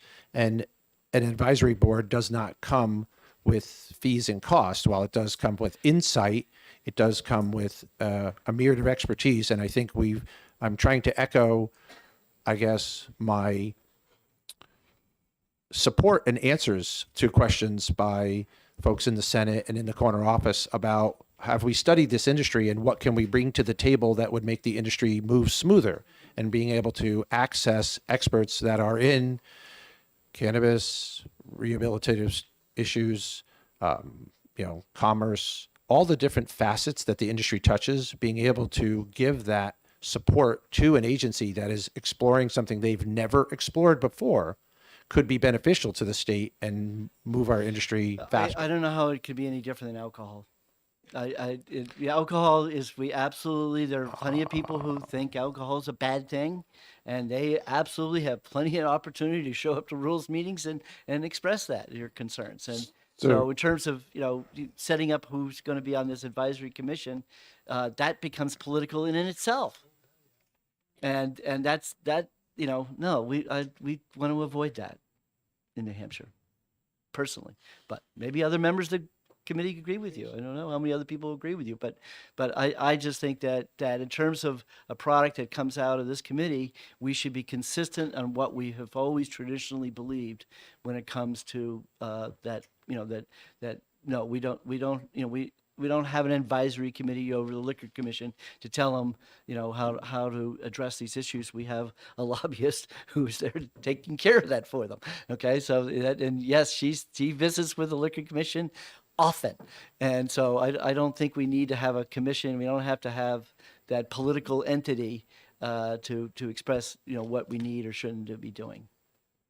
I think we do have them at other agencies. Some are more vocal than others. Right. Okay. Not in this committee. Not regulated by this committee. We have nobody telling insurance department how they should be doing insurance. We don't have any commissions on banking. We don't have any commissions. So that, creating a commission is anathema for this committee. So I'll let your other committee but I members. appreciate you coming in and expressing that. So that way we can tell people we have heard this concern and we've. And like I said at the beginning, we do appreciate that your subcommittee, your committee, Commerce, have been listening to all of the facets of folks interested in this industry and moving it forward. So we do appreciate Fair enough. that. Okay. Thank you. Is there anybody else who, Representative Osborne, do you have a comment? Yeah, I'll just comment on this point. I share the concern of folks from the industry that they want to be represented. My concern, though, around advisory boards where you have appointed members, though, is that those appointees aren't necessarily representing what they're supposed to be representing. They're representing the people who appointed them, right? So I feel like the industry will be better represented if they choose their own members to come to the Liquor Commission to voice their concerns, rather than having someone who allegedly represents them that may not necessarily.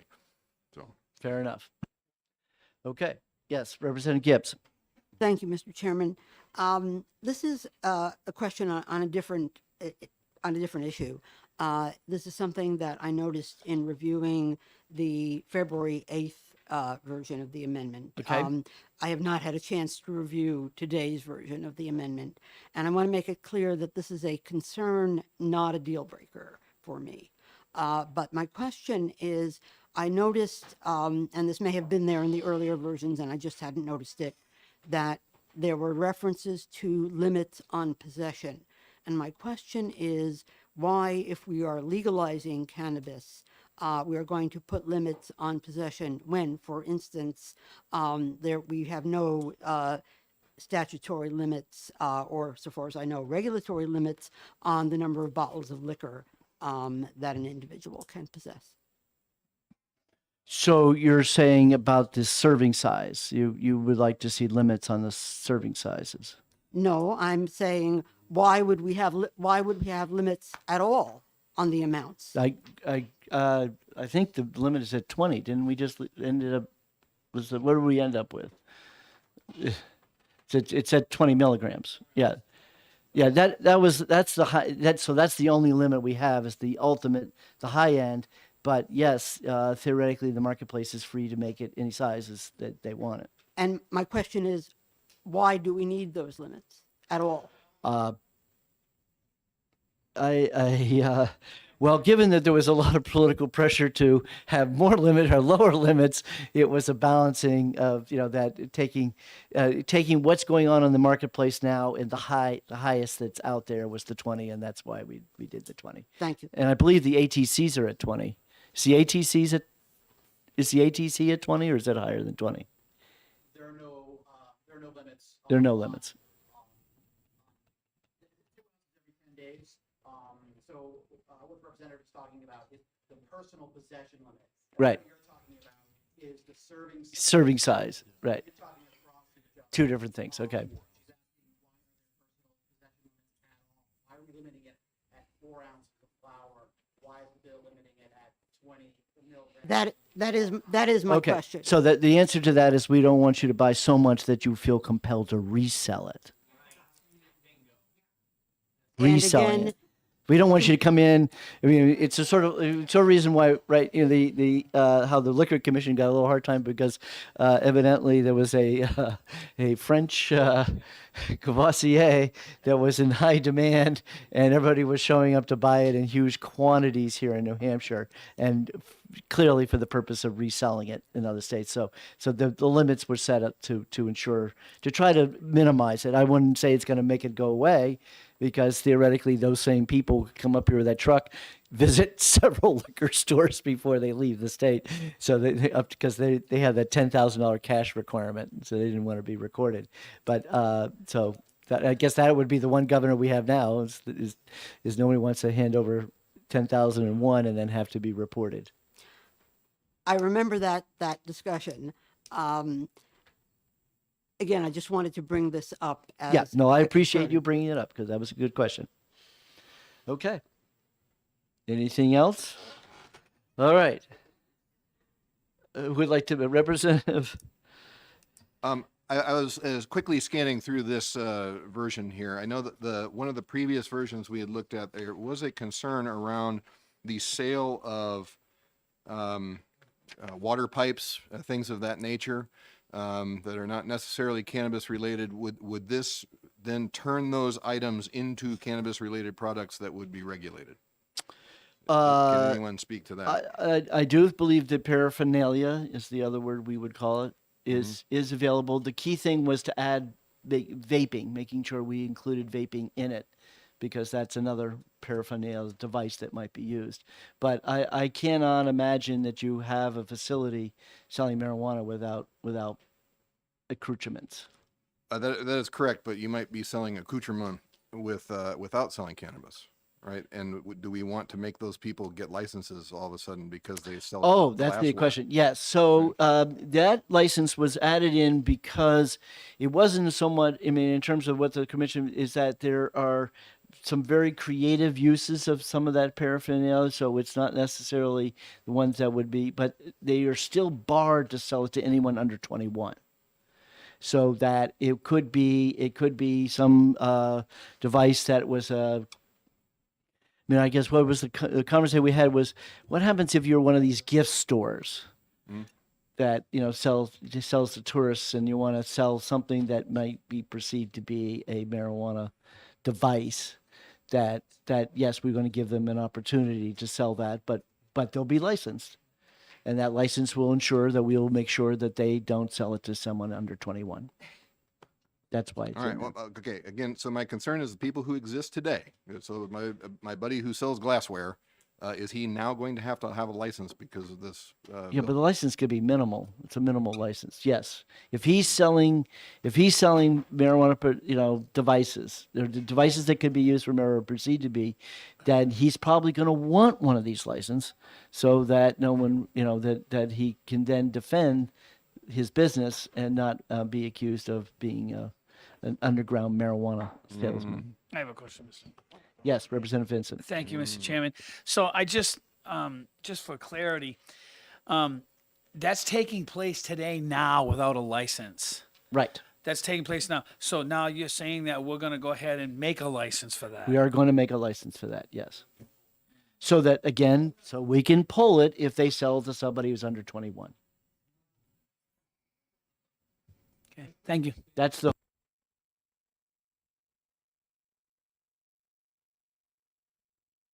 excuse me, my mic went off. That the idea is to ensure that if someone is selling something that it could be that they have the potential to sell it to someone under 21, we want them to do it. So theoretically they cannot have to buy the license. It's not like the liquor enforcement's going to go knocking on, go around looking for people. It's more importantly is that if there was one, then the Liquor Commission can say that the person did register and get the license. And I respect that. I just think that, like, for right now, it already exists. It already happens. I know there's a smoke shop or whatever you want to call it in Dover, New Hampshire. And they are by law, I believe, and don't quote me because I really don't know, but I don't think they sell to anybody under 21 if it goes into that store. So your preference is we take this out of the bill? Well, I just think that I think it would be right to take it out of the bill, because I hate to go, okay, you've done this for so many years. Okay, now we're going to give you need a license. That's fine. If you want to take it out of the bill, but Danielle, do you have a comment? Why it's in there? Just to clarify, there is a provision of changing the You have to requirements. talk to the mic, sorry. I'm sorry. So the cannabis accessories can automatically be sold by a retail cannabis licensee. There's also a provision in the end of the bill that allows those with a retail tobacco license to sell cannabis accessories and paraphernalia. So those that are currently licensed as a retail tobacco would be grandfathered in. They wouldn't need a new license. The new license carves out the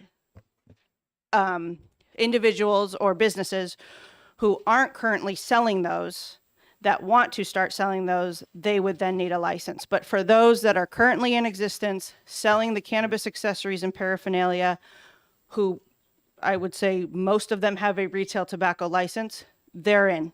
There's a modification to the definition of the retail tobacco license that would allow them to continue selling it without needing a new license. So if somebody right now is selling just glassware, If they're just glassware and they don't have a retail tobacco, then they would need the cannabis.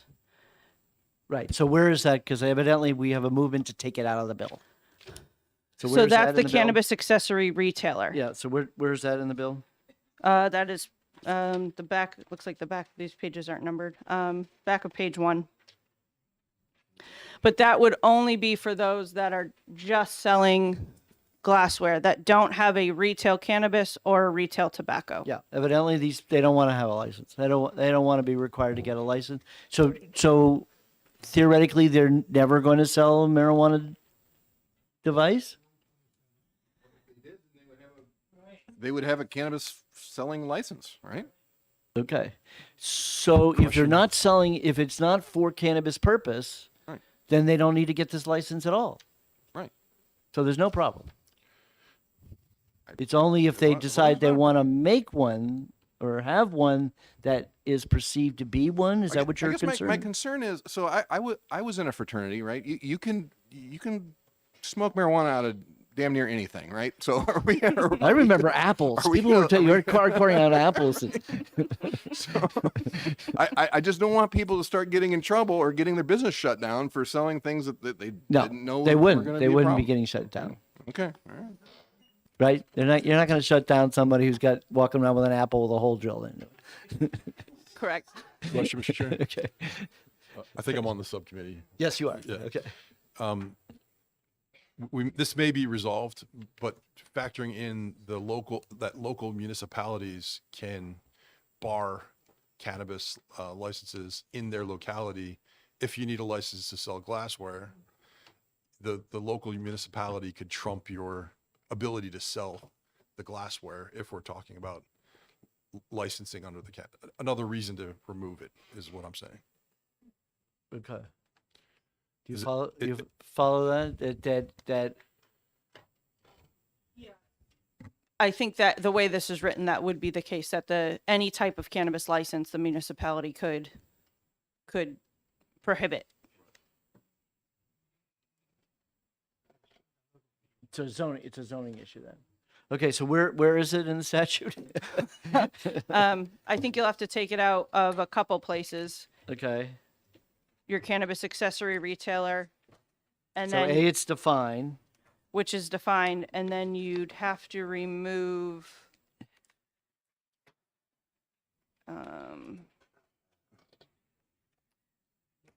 the amendment to the retail tobacco.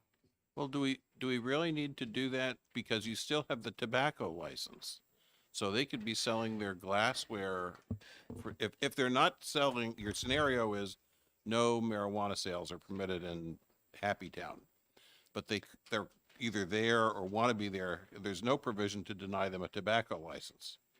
So they could be there selling their glassware to go with the tobacco license, which is essentially what's happening now.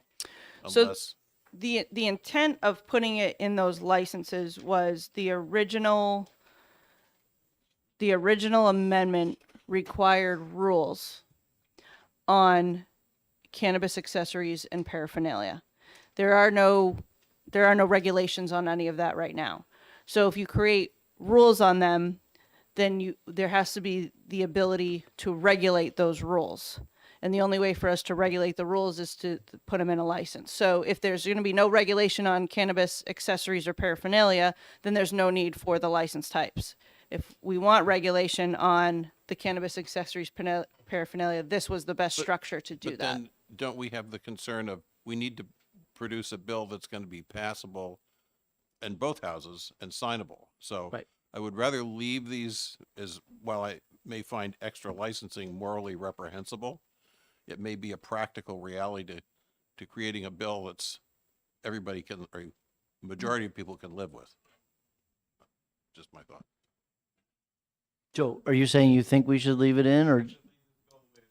Okay. Yes, Representative Vincent. Thank you, Mr. Chairman. A point of clarification. I'm going to use an example. So I own a fireworks store in the state of New Hampshire. Class C fireworks are legal in the state of New Hampshire in any city, town, in the state of New Hampshire. The difference is because the ordinance for towns may be different. You may not be able to light them off in, say, Dover, for example. So my question is this: pot, if passed, is going to be legal in the state of New Hampshire. So they'll be able to possess it even in the towns that don't accept it. You just can't smoke it there, correct? Is that what we're talking about here? Is that what we're talking about here? That's what I want to know. Yeah? That's what we're talking about. No, we're talking about the paraphernalia. No, I know, I get that, but I thought we got past that. My question is, pot is legalized in the state of New Hampshire. You can have it in any city and town. You just can't smoke it in certain ordinances in the city or town, correct? Well, right now you can't sell it either. Well, I get that, but if the bill was passed, Once the bill is passed, there's the legislation in terms of dealing with the marijuana possession is statewide. statewide. So, Okay. but I think the actual twist is that I think there are some towns that pass zoning that ban marijuana paraphernalia. Okay. So I know what you're saying that yes, they're banned. Now, by putting this in this bill, there's an opportunity where the town might say, okay, we don't have to ban it because they have to just get this license. Correct. Thank you for that point of clarification. So that might be a good thing to stop those towns from passing those ordinances. Are you a member of this committee?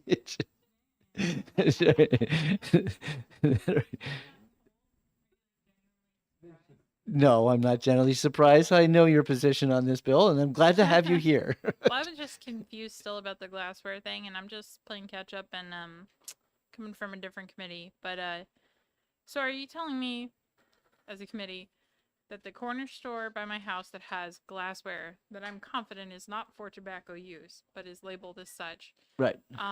that they are currently required to have a tobacco license? No, in order if to they sell don't that? sell tobacco, They do. okay, Well, they so sell cigarettes. they sell cigarettes. So that means they have the cigarette, they have a tobacco license. And one of the things about this bill was that we have decided, because the enforcement of that is actually the Liquor Commission. So, and we didn't change the title of the Liquor Commission to Liquor Tobacco when we did that. It's still just Liquor Commission. So that's why we're now molding the marijuana regulation and enforcement to the same department, the same commission.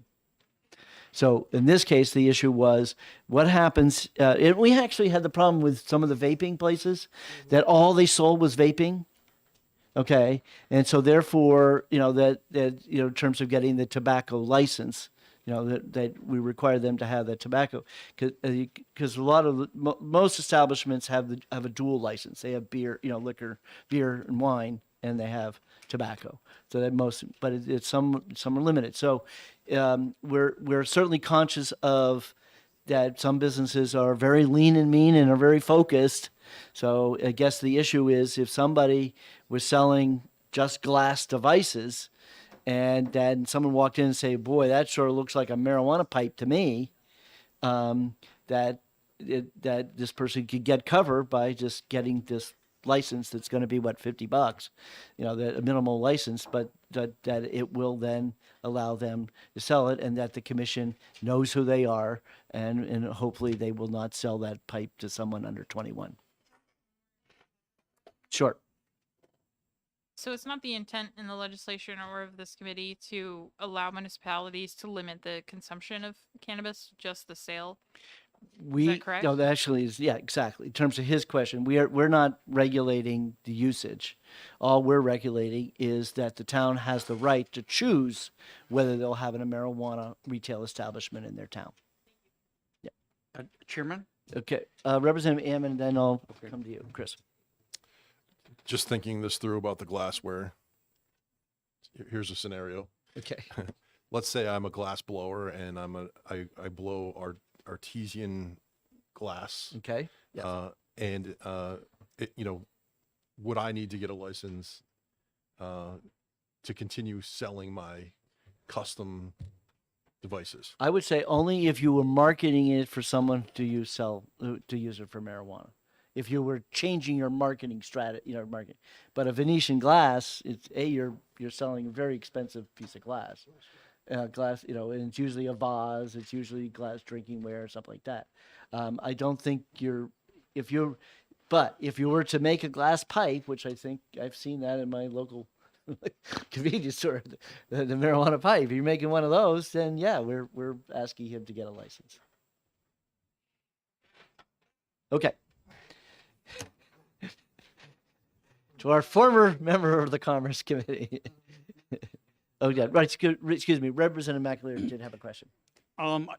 Thank you. Not so much a question, but just a clarification. If I understand it, a town like Dover can say you can't sell marijuana in the town, but they can't keep somebody from buying marijuana and coming into Dover. But they also, I think the law says you can't smoke it in public regardless. Yes, that's so. Correct.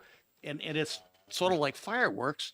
My town doesn't allow you to do fireworks, but you can own them. You just gotta set them off in Bartlett. Okay. All right. So actually, I think this was not a business committee. I think I had this in the liquor committee. This is liquor. Okay. So I thought this was no. This should be business. you have a brief comment on the bill as written? Absolutely. You're Very not- brief. Joe Hannon. Cannabis accessories, I just wanted to comment that it could be any equipment, products, or materials of any kind that are used, intended to use, or designed for use in planting, propagating, cultivating. Does this mean that Lowe's and Home Depot and any garden supply store is going to have to be licensed to sell potting soil, heat lamps, irrigation So supplies? this I mean, that- legislation does not permit home usage. This No. is only retail. So, I understand. so therefore, the licensee, if you are a cultivator, which sounds like where you were going No. with your comments. Okay. Cultivator, that if you wanted, yes, you have to have a license to be a cultivator. But right, but I'm not talking about being a cultivator, but if someone's selling those products to cultivators or non-cultivators, they're the same product. So does the person that's selling it how do you differentiate someone selling those things to a non-cultivator? Because at the end of the day, you're not doing anything for marijuana. You're selling a generic product that can be used for anything. It's the cultivator is the one that has the license if he's purchasing it. For purchasing, not sales. Yeah. Even though the sales people selling the growing stuff It's will be you got to be licensed. selling something that's clearly going to be used for marijuana. Okay. And let's face it, it's not like the commission's going to go into every business and see what they're doing. I hope not. It's just so. All right. Thank Okay, you. Representative Osborne. All right, one more. One more try. Front page at the bottom where it says cannabis accessories. Yes. It says any equipment, products, or materials of any kind that are used, intended for use, or designed for use. So it's not just designed for use, but are used. So if I take this pen cap and go smoke marijuana out of it, are you, as the pen seller, now going to need a license to sell this pen? Because I happen to use it one time for that purpose. Can we so- strike this one word Yeah. Used. Used. I think the intended for use. So you just want to take that are intended for the use. Yeah, intended or designed for use. Okay, so just delete the word Used. used that are Who like you drafted got to this? make the sentence correct. Any kind that are intended for use. Are Mr. Chairman, intended- who drafted this originally so that the word was used? So just Why was that put in there? What was the thinking? did you guys really mean to do that? Who did that? Mark, who put that? Who put that in there? Who put that in? That's from you, Kate? Oh, that's right. You're the one who thought you would really solve this thing. Okay, see? And you know what? She would have been on your commission. She would have been on your commission. So in short, Mr. Chairman, we're hearing that this was a mistake. Yes, yeah, right. She Unintended. didn't intend The that word should use. not, the word Okay. should All right. not be there. Okay. All right. So we will call that a unintended error, a minor amendment, but that does mean we'll have to reprint all of these things for everybody. But that's okay. All right. So so we're gonna Representative Putusek, seconded by Representative Burrows. Moves ought to pass on the amendment 0530H with the delete of use. Yeah, we'll have a new number. Yeah, the bill will have a new number. Okay. Yeah, well, that unfortunately that changes, randomly changes often. So be careful about doing that. So normally I would just say Roman numeral 3 under the definition of cannabis. So cannabis accessories, excuse me. Okay, is the question clear? So now we're looking for just, to the committee is Matusik, To- Walsh, Hunt, Osborne, Burrows, Sullivan, Bollier, and Vincent. Okay, everybody clear? All those in favor, raise your hand. 1, 2, 3, 4, 5, 6. All those opposed? 6-1. Okay. All right. And all those opposed to ought to pass as amended. Potusek. Second by Burrows. Okay, all those in favor as amended, raise your hand. 1, 2, 3, 4, 5, 6, and those opposed. Okay, 6-1. All right, we're subcommittee is now over. Okay, so we'll, yeah, well, 1:15. The one, it's what I have in here. 1:15. Okay. Yep. You pour 2 holes, and then you take your faucet, your kitchen faucet, you take the top off the kitchen faucet, pull out the screen, okay? Or you take aluminum foil, you wrap it around the apple, and then put the end, and then put a little hole in there.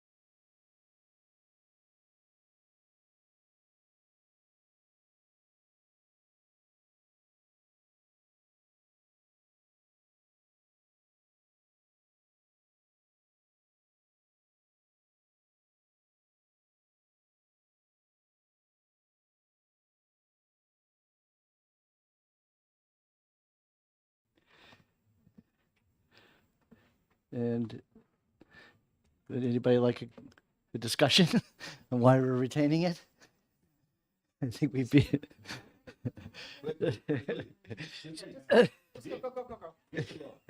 So I would say I did see Representative Mooney downstairs for lunch, and I explained to her what happened, and I told her watch the tape, watch the YouTube, but we're confident that the Liquor Commission will resolve it in a way that he. When my follow up, just to let you all know, the follow up conversation I had with him about rules is that that the statute talks about the 5,000, the top ends, but the idea of adding in this 30-day mandatory for employees who are not trained, she said that would not necessarily require a statutory change, that they could do that by rule. But I would, at some point in time, I would say we probably still would want to put it in the statute. We would, whatever they do with the rules, with the penalties, I think should ultimately be in the statute, just so it's easier for people to follow. Because I've actually, when people complain about how much rules are going on and how rulemaking, I always said that, and obviously now I'm going to date myself, but way back when, it didn't happen when I was here. It was probably happened my freshman year, that every department actually expired, and that they had to be re-upped for every department with every state agency, and I always said, well, we should do that with rules. That at times when we pass legislation, and we said, okay, we'll give rulemaking for this, rulemaking for that, I always thought that those rules should then come after they're all done and implemented. Then they should come back to us and put in as statute. So, Representative Gibbs, you want to make a comment on that? Thank you, Mr. Chairman. I was director of a state agency during that period. It was called the Sunset Law. The Sunset Clause. And my agency, the New Hampshire Human Rights Commission, was in the first sunset round, and we had the good fortune to be in the last sunset round. That law was repealed because it was found to be completely wasteful. Yes. It did nothing useful. And from my experience, having had the enjoyable experience of 2 rounds, I can tell you for sure it was completely wasteful. Yeah. Well, but I was getting to but the idea that rules should come back and be installed and such, because we're not into the minutia, especially you take what we've done with 639, how much rulemaking is going on with that at some point in time you think, wouldn't it be better that after the rules are implemented, that it then come back to us and then be put in the statute, so it's kind of one-stop shopping when you're looking to know what the law So, is. Mr. Chairman, if we're taking us in the Wayback Machine to that time when you made that suggestion, I'm curious to know, how was that received? Did you get an offer of extra credits on your Easy Pass? Well, there's a lot of wonderful ideas I have, but that didn't go very far. Like that if we were going to do casinos, we should have a state casino, and I wanted to put it in Salem, Wyndham, right in between the highways, where they've now taken that away because they expanded the highway through that area. But I thought we should have a state casino that the only way you could get in or out of it is from the highway. But that's another idea. Actually, I did have some lobbyists who thought that that was a good idea, but it didn't get further. Okay, so the motion is to retain. Any more discussion on the motion? Seeing none, the clerk will call the roll. Representative Ammon, that's me, I vote yes. Representative Osborne. Yes. Representative Matusik. Yes. Representative Terry. Yes. Representative Post. Yes. Representative Aikenberg. Yes. Representative Porcelli. Yes. Representative Thaxton. Representative Walsh. Yes. Representative Burrows. Yes. Representative Herbert. Yes. Representative Howard. Yes. Representative McAleer. Yes. Representative Vincent. Yes. Representative Calabro. Yes. Representative Bolden. Yes. Representative Gibbs. Yes. Representative Spear. Yes. Representative Sullivan. And Representative Hunt. Yes. 20-0. All those in favor of placing on the consent calendar, please say aye. Aye. Those opposed, so moved unanimously. Okay, next up is House Bill 373, restricting the use of PFAS substances in consumer products. And, oh, where am I? Well, this is really, oh, ambulance service. Oh, that was still hanging out there. Okay, no wonder. I was going to say this looks like it's done wrong, but okay. Okay, House Bill 370C, relative to building for ambulance services, and we want to. Can I make a motion to retain? Yes. Representative Burrows, seconded by Representative Patusek, moves to retain 373. Any discussion on the retaining motion? Okay. Seeing none, the clerk will call the roll. Representative Ammon votes yes. Representative Osborne. Yes. Representative Patusek. Yes. Representative Terry. Yes. Representative Post. Representative Inkenberg. Yes. Representative Porcelli. Yes. Representative Thaxton. Representative Walsh. Yes. Representative Burrows. Representative Herbert. Representative Howard. Representative McAleer. Yes. Representative Vincent. Yes. Representative Calabro. Yes. Representative Bolden. Yes. Representative Gibbs. Yes. Representative Spear. Yes. Representative Sullivan. And Chairman Hunt. Yes. 20-0. All those in favor of placing on the consent calendar, please say aye. Those opposed, so moved unanimously. Now we can get to HB 465, PFAS.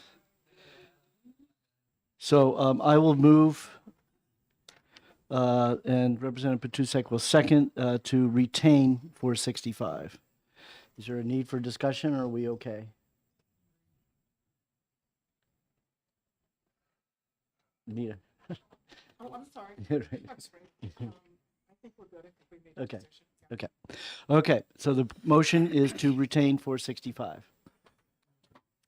Clerk will call the roll.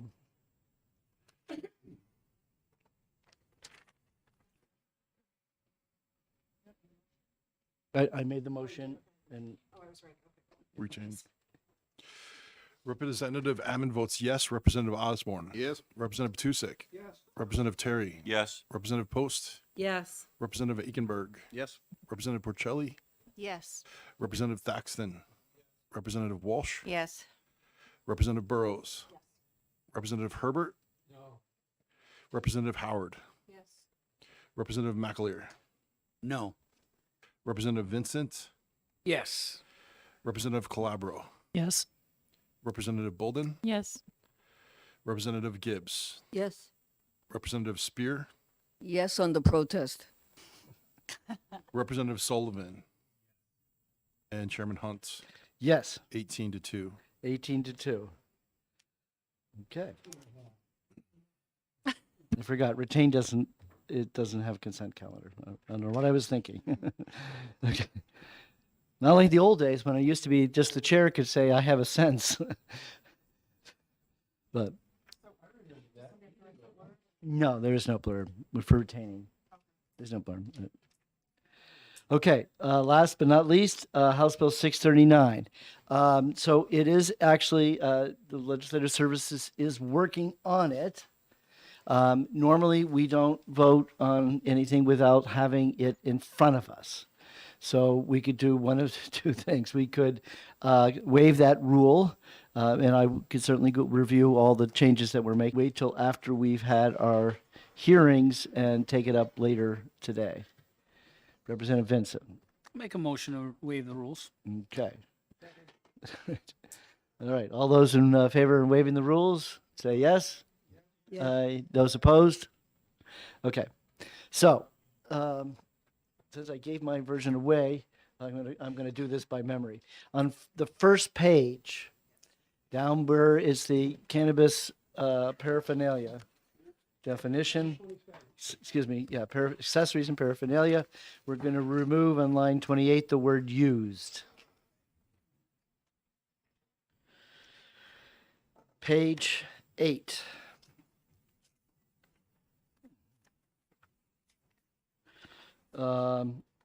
Page 8, it was line 19. I don't even know if cannabin is a word or not, but it's going to be cannabis potency representations.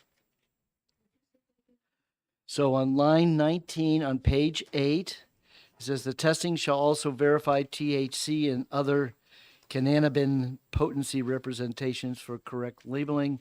Cannabin, well, the N will be dropped and would be replaced with an S. Cannabis. And then on page 11,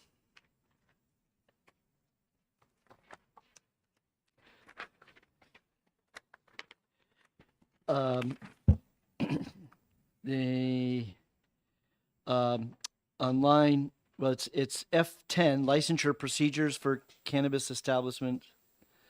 No, it's not it. Excuse me.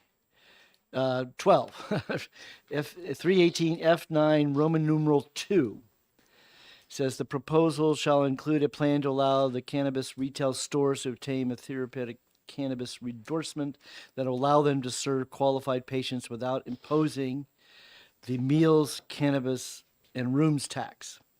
Well, that since we now have removed the rooms and meals tax, let alone cannabis, did we really going to change the rooms and meals to include cannabis? Oh my God! Thank God we removed this line. Okay, so what that is going to replace is no, I don't remember, but it's going to basically refer to the RSA that has the excise tax, which is only paid by the. Mr. Chairman, which line is this? So this is line 14. It starts on 13 where it Right, says imposing. Okay. So, The meals, cannabis, and rooms tax. So Adam, what page was the reference to then? It was to, where's the actual tax? Do we remember? I had my finger on it the last time, but I forgot. So anyways, we only have one tax. And the tax is going to be done at the cultivator level. And so that will refer to that RSA in here somewhere. Someone gets a prize who can find it first. Okay, so those are the only 3 changes that Legislative Services is working on and doing it. I would say that this bill has a long way to go. So there'll be plenty of chances for eyeballs to eye things and who knows what it's going to look like on the back end. So, is there any other discussion on the changes? Yep. Are they working on this right now? Will they have it Yes. done by the time we're done? public I would hearings? assume that it would be done by the end of the day. Yes, we would have it Okay. at the end of the day.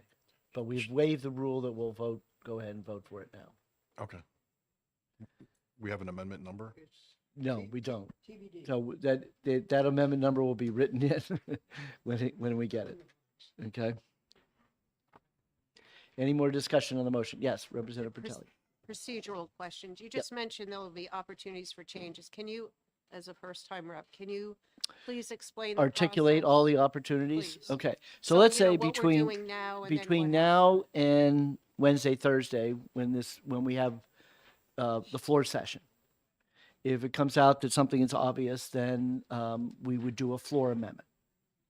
And I would have Representative Burrows and I would make a floor amendment to that change. Once then it goes on to finance. Finance committee has an opportunity to do whatever they want with this bill, and obviously if there's some amendment comes up that needs to be changed, it could be done as an amendment in the finance committee, and then they too would have the same procedure waiting for hit the House floor. If something is not correct, it can be fixed in the House floor. So that would get it out of the House. Then it's over to the Senate, and who knows what the Senate may do with it. So, yes. So, can finance change anything in it or just relative to the finance? How many years have you been a rep? Not enough. Okay, so that's always been how I'd say, the rub, because the assumption is that when it goes to the second committee, they should narrow their discussion to just that subject matter in which they have authority. So it was not a dumb question. But no, I didn't say it was a dumb question. I said it was a dumb question. Okay. No, I was saying is how many years have you heard this debate before about did finance really focus, or Ways and Means, did they really just focus, or did they feel free? Because in past years, this marijuana bill has always gone through Ways and Means, and Lord knows they were going on beyond their subject test. So at any rate, so no, it's not a dumb question. It's just, it's one of those things that are hang around for years and years, and we've had. Thank God your mic was turned off.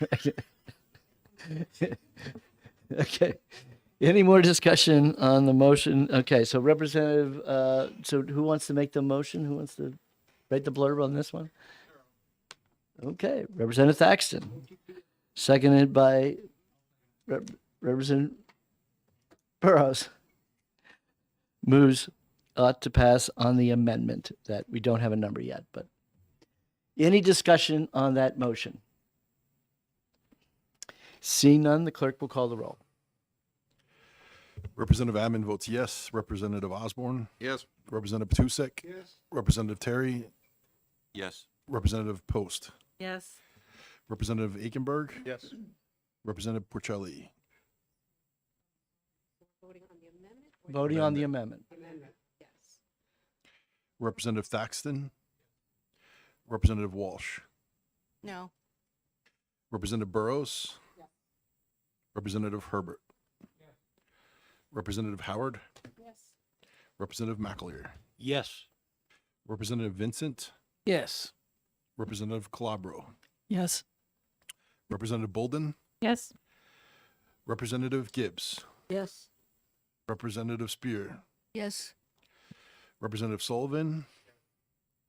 Chairman Hunt? Yes. 19-1. Okay, now the motion is by Representative Thaxton, seconded by Representative Burrows. Moves ought to pass as amended. Any discussion on the motion?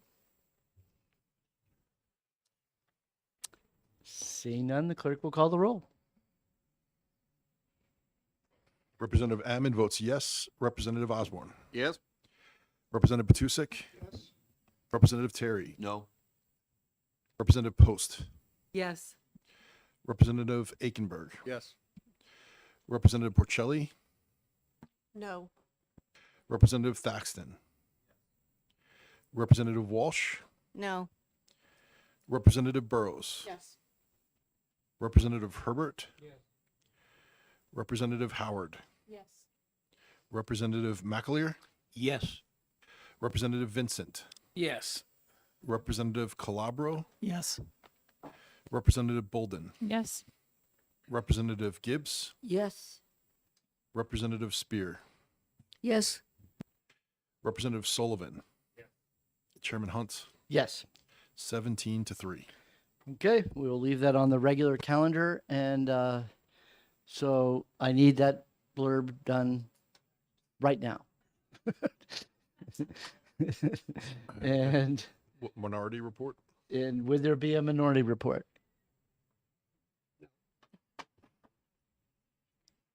If somebody helps me write one, sure. I mean, having never done one. Okay, so just if you're gonna do a report, I have to have it done today. So you gotta whip it up. And your motion would be ITL, I assume, right? and you need to make a motion. You have to make a motion. What would your motion be? Yes, my motion would be to ITL. Okay. Yep. And then the other two, yeah, because we retain, we don't need the blurbs. Yeah, retain. Yeah, they're all retained. Okay. All right. With that, we are out of exec session. And okay. Weren't you here when I gave other lessons about how to write a blurb? I didn't want to interrupt.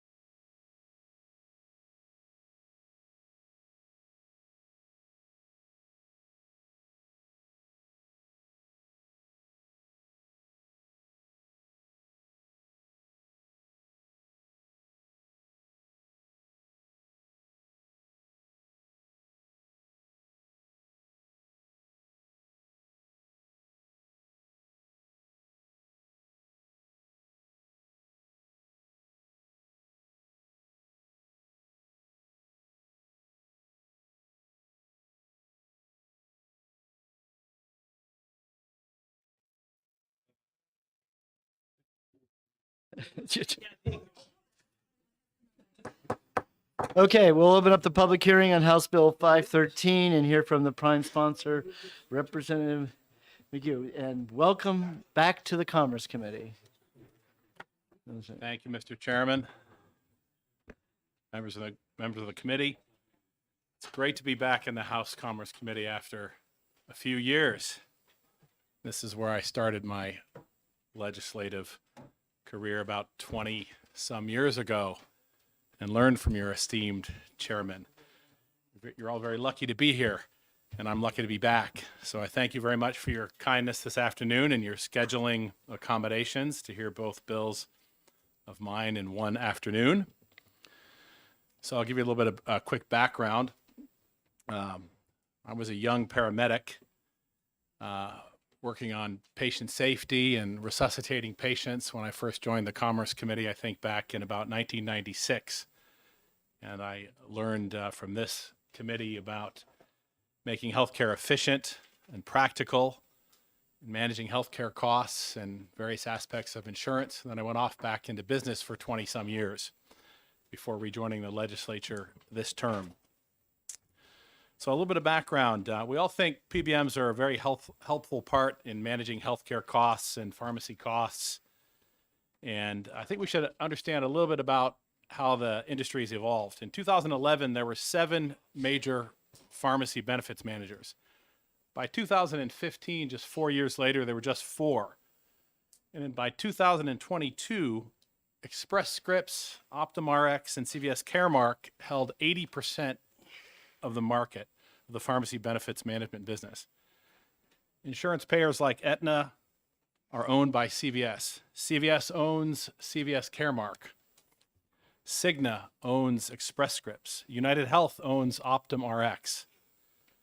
It's a little important to understand some of those relationships and the potential for inherent conflicts when we endeavor to put the patient first and understand who is billing and who is paying who. So I think it's just important that we kind of have that little bit of context when we think about the patient affordability and the safety of clinician-administered drugs. I just want to put that a little bit into context because we do like efficiency in healthcare in New Hampshire and we like affordability when we evaluate health plans and how to maximize our healthcare dollar across the continuum of healthcare. So that's what I'm trying to do with a relatively simple bill about patient safety and about optimizing and reducing the cost of certain types of medication delivery under pharmacy benefits versus medical benefits. And I hope you'll all help me do that here with this bill that we've worked on for a number of months before it got to this point.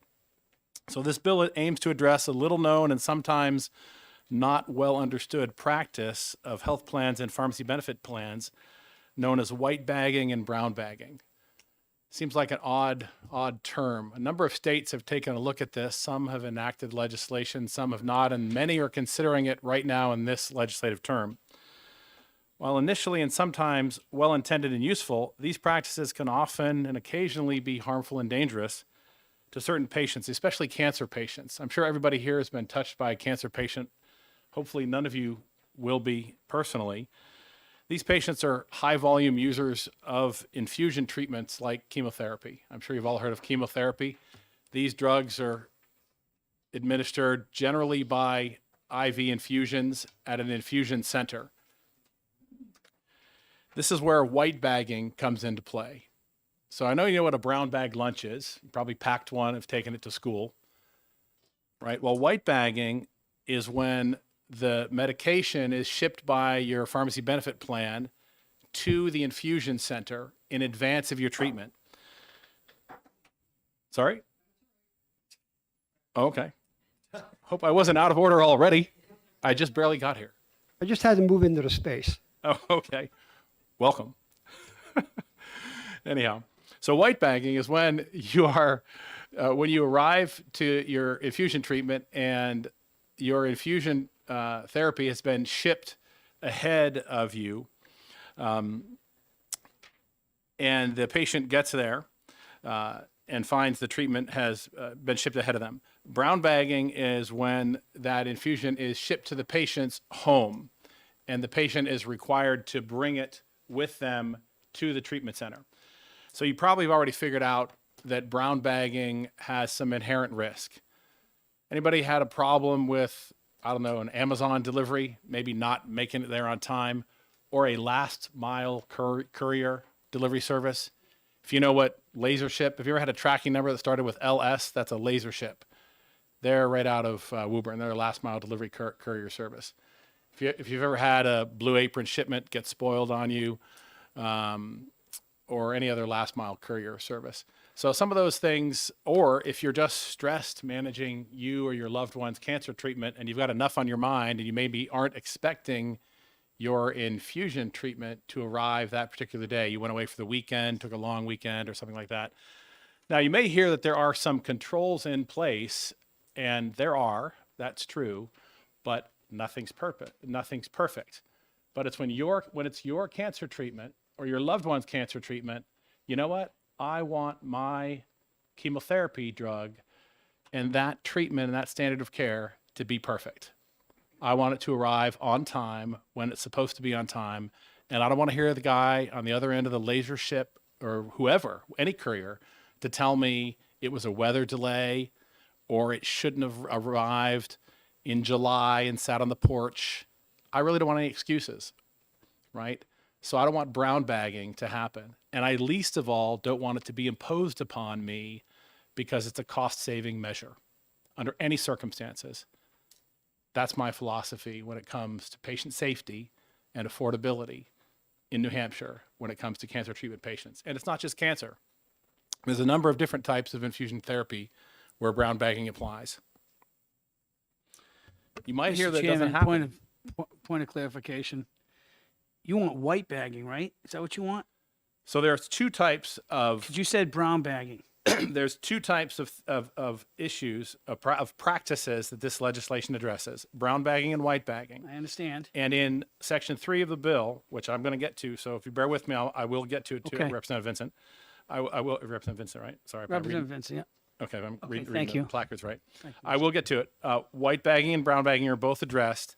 And actually, brown bagging, there is still a carve out if the patient and the provider both consent to it. And there's a couple ways we can deal with it. In the current language, the current amendment that replaces all after the enacting clause that you got today allows for the patient and the prescriber to consent to it. There are a couple limited cases where you may still want actually brown bagging, a rural case and an informed patient. Like, so let's say I'm fairly knowledgeable. I've been in healthcare a while, and I may be on the lookout, and I may need that to be shipped to my house for a couple of reasons, right? So we may still want to allow that, and that's the New Hampshire way: consent, knowledgeable, right? But I would not want it to happen for a non-knowledgeable patient, and I wouldn't want it to be imposed upon you. I want it to be your choice, right? Freedom of choice. That's a good thing. That's New Hampshire, right? So, but in general, this bill addresses both white bagging and brown bagging. For white bagging, we would like, I think, in general, it's a good idea if we do it and we avoid the proverbial $600 aspirin. We have the plans bill under the more economical pharmacy benefit as opposed to the medical benefit, the $600 aspirin. And I'm going to get to that too. Okay. So the unsafe and impractical problems are created in the brown bagging and sometimes in white bagging. So let me get back to the white bagging situation where it can be safe and unsafe and impractical. Here in Concord, just take Concord for example, the Concord Cancer Treatment Center, the practice is you arrive for your chemotherapy infusion treatment. Your pharmacy has sent it in advance, and you show up, your oncologist orders labs. Who hasn't heard of this practice? You show up, get labs ordered. You have your white count checked, your liver function checked, your kidney function checked. And today, your labs are a little bit off. So your medical oncologist decides you need a slightly different mix than what was ordered. So he orders a different cocktail. Now they go and check what's arrived, and it's not quite the right cocktail. You have two options. Allow your tumor to grow inside you another week while they ship you another cocktail, or, right? You get the idea. There's different types of cancer therapy. Sometimes you get chemo, say for triple negative breast cancer. Standard of care may be to have chemo first before surgery, shrink the tumor first before they go in and take it out. Sometimes you have chemotherapy after surgery, right? It depends. There's very specialized types of cancer treatment. It all depends. So imagine you're faced with that decision to make. Your oncologist is faced with that decision to make. Use what they sent you or wait a week, right? These are very difficult decisions to make. And I've known plenty, not just in my family, but outside of my family. Everybody knows somebody who's gone through chemo, right? I'm sure everybody around this table has. So anyways, you get the idea. These are challenging decisions, and that's what this bill aims to address. But even more importantly, I mean, maybe not, arguably not more importantly than the safety issue, it's the waste that's generated. Now you've got this expensive drug that's going to go in the bin. That costs all of us money, the whole healthcare system money. That diverts. That's why we have to do something now. And I know there's going to be discussion about retaining this bill, work on it, maybe change a little bit of language about an opt-in practice here. It's another amendment, and I was handed by one of the interested parties. And actually, it's a good amendment, but it's a small one. And I think we can probably take care of this if the committee is of a mind. We can work together and probably get a bill out. So anyways, I can go on and talk a little bit about the fiscal note methodology. I'm going to talk about some more of the affordability aspect, but I'm just going to sum it up and thank you for your care and transport of this bill to the House floor sometime fairly soon. There's some vital issues to be addressed, and I think we can do it. And I want to just take some of your questions because I think you probably have a few. Okay, we do have a question. Representative Vincent. Thank you, Mr. Chairman. Thanks again for taking my question. So, so this whole white bagging, brown bagging, it doesn't apply to all hospitals because I'm pretty sure I have a good friend of mine and his wife works at Wentworth Douglas and they actually make their own cocktails there. Is that true? That's very, very possible. It is definitely possible that they may make their own. The question is, what do they charge for those? And do they bill under the medical benefit, the $600 aspirin, potentially, or do they bill under the pharmacy benefit? This bill will require that they bill under the most efficient way, and that's the language that you see in section 2 to line 15 of the amendment. Right, you should have the amendment 0532H, section 2, starting in line 15, A and B. So that's what requires them to bill in the most efficient manner, right? So under pharmacy benefit versus medical benefit. So we do want them to mix their own custom cocktail. That's exactly what they do over here, right here in Concord, and many for the standard of care. They mix their own custom, they check the labs, mix it, soup du jour, if you will, right? Sure. And that's the best practice. We want that to happen. Thank you. Representative Spear. So in the cases where the billing is done under the medical benefit, who makes that decision as to how it gets billed? Thank you for your question. That's a great question. It is the folks who are at the top of that billing food chain and would very much like to maximize the profits of that hospital. So the question might be, you might be wondering who loses in this bill. And that's also a good question. And they're definitely the hospitals. The hospitals might be suffering a bit of a refocus of their profit model on this because they're not going to be allowed to bill $600 for an aspirin. Follow on? For the question, you may inquire. How do the PBMs, do they get a better rebate as a result of going through the medical, or are they ambivalent to the whole thing? Well, I'm sure you're going to hear from some of them, and several of their government relations folks assisted with the crafting and recrafting of this language. Representative Petusik. Thank you, Mr. Chairman. I have a would you believe. would you believe, Representative, that there are a myriad of other illnesses that are covered by this? As a matter of fact, a friend of mine is an MS patient, and that person gets infusions. So I just like everybody to know that it's not just cancer patients, it's a myriad of other illnesses that utilize this therapy. Thank you, Representative. Representative Petrusek, thank you so much for that question, and I would definitely believe that. In fact, I skipped over it. I shortened my written testimony. Not only are cancer patient effective, but so are a multitude of other diseases like rheumatoid arthritis, other autoimmune conditions. In fact, you have in front of you written testimony from the long CRSO. They submitted written testimony. Their president and their physician, Center for Rheumatoid State Organizations, and their New Hampshire chapter submitted written testimony in support of the bill. Great, thank you very much. Okay, so this is Kathy Bizzaro. Thank you so much. Thunberg.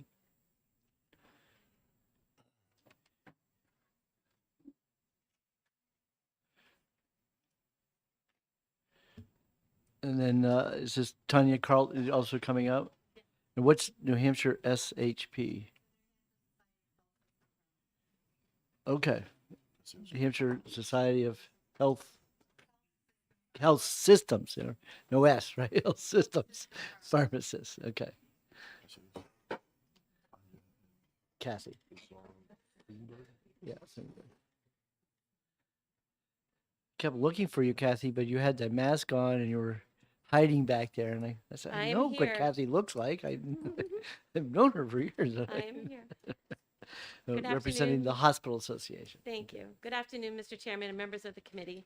For the record, my name is Kathy Bizzaro Thunberg, Executive Vice President, New Hampshire Hospital Association, representing 26, all of our 26 community hospitals. Do you mind taking your mask off, or is it really? Yeah. And may I request just that testifying because we can't. May I request that you speak a little slower? Yeah. Sure. Thank you. We're very picky here, right? No mask. Some of us are a little hard of Speak hearing, my slowly. Will And do. into the mic, and then pull the mic towards you. Okay. Are we good? We'll soon find out. Okay. Start again. I can start again. For the record, my name is Kathy Bizzaro Thunberg, Executive Vice President, New Hampshire Hospital Association, representing all 26 acute care hospitals and specialty hospitals in New Hampshire. With me is Tanya Carlton, and I'll have her introduce herself. So good afternoon, Mr. Chairman and members of the committee. My name is Tanya Carlton. I am the president-elect for the New Hampshire Society of Health System Pharmacists, which represents all pharmacists that work in the hospitals throughout the state of New Hampshire. And Tanya is here to be the subject matter expert as a practicing pharmacist and working in a health system. So if we do receive questions, certainly I can pass them on to Tanya. For the record, the New Hampshire Hospital Association is not taking a position on House Bill 513 right now. However, we believe it is important to provide background and education on this topic to this committee, as hospitals are impacted by the policies raised in this legislation. It is not completely clear to us what the sponsor was attempting to do with House Bill 513, but we believe he was trying to address something called brown bagging of specialized pharmaceuticals.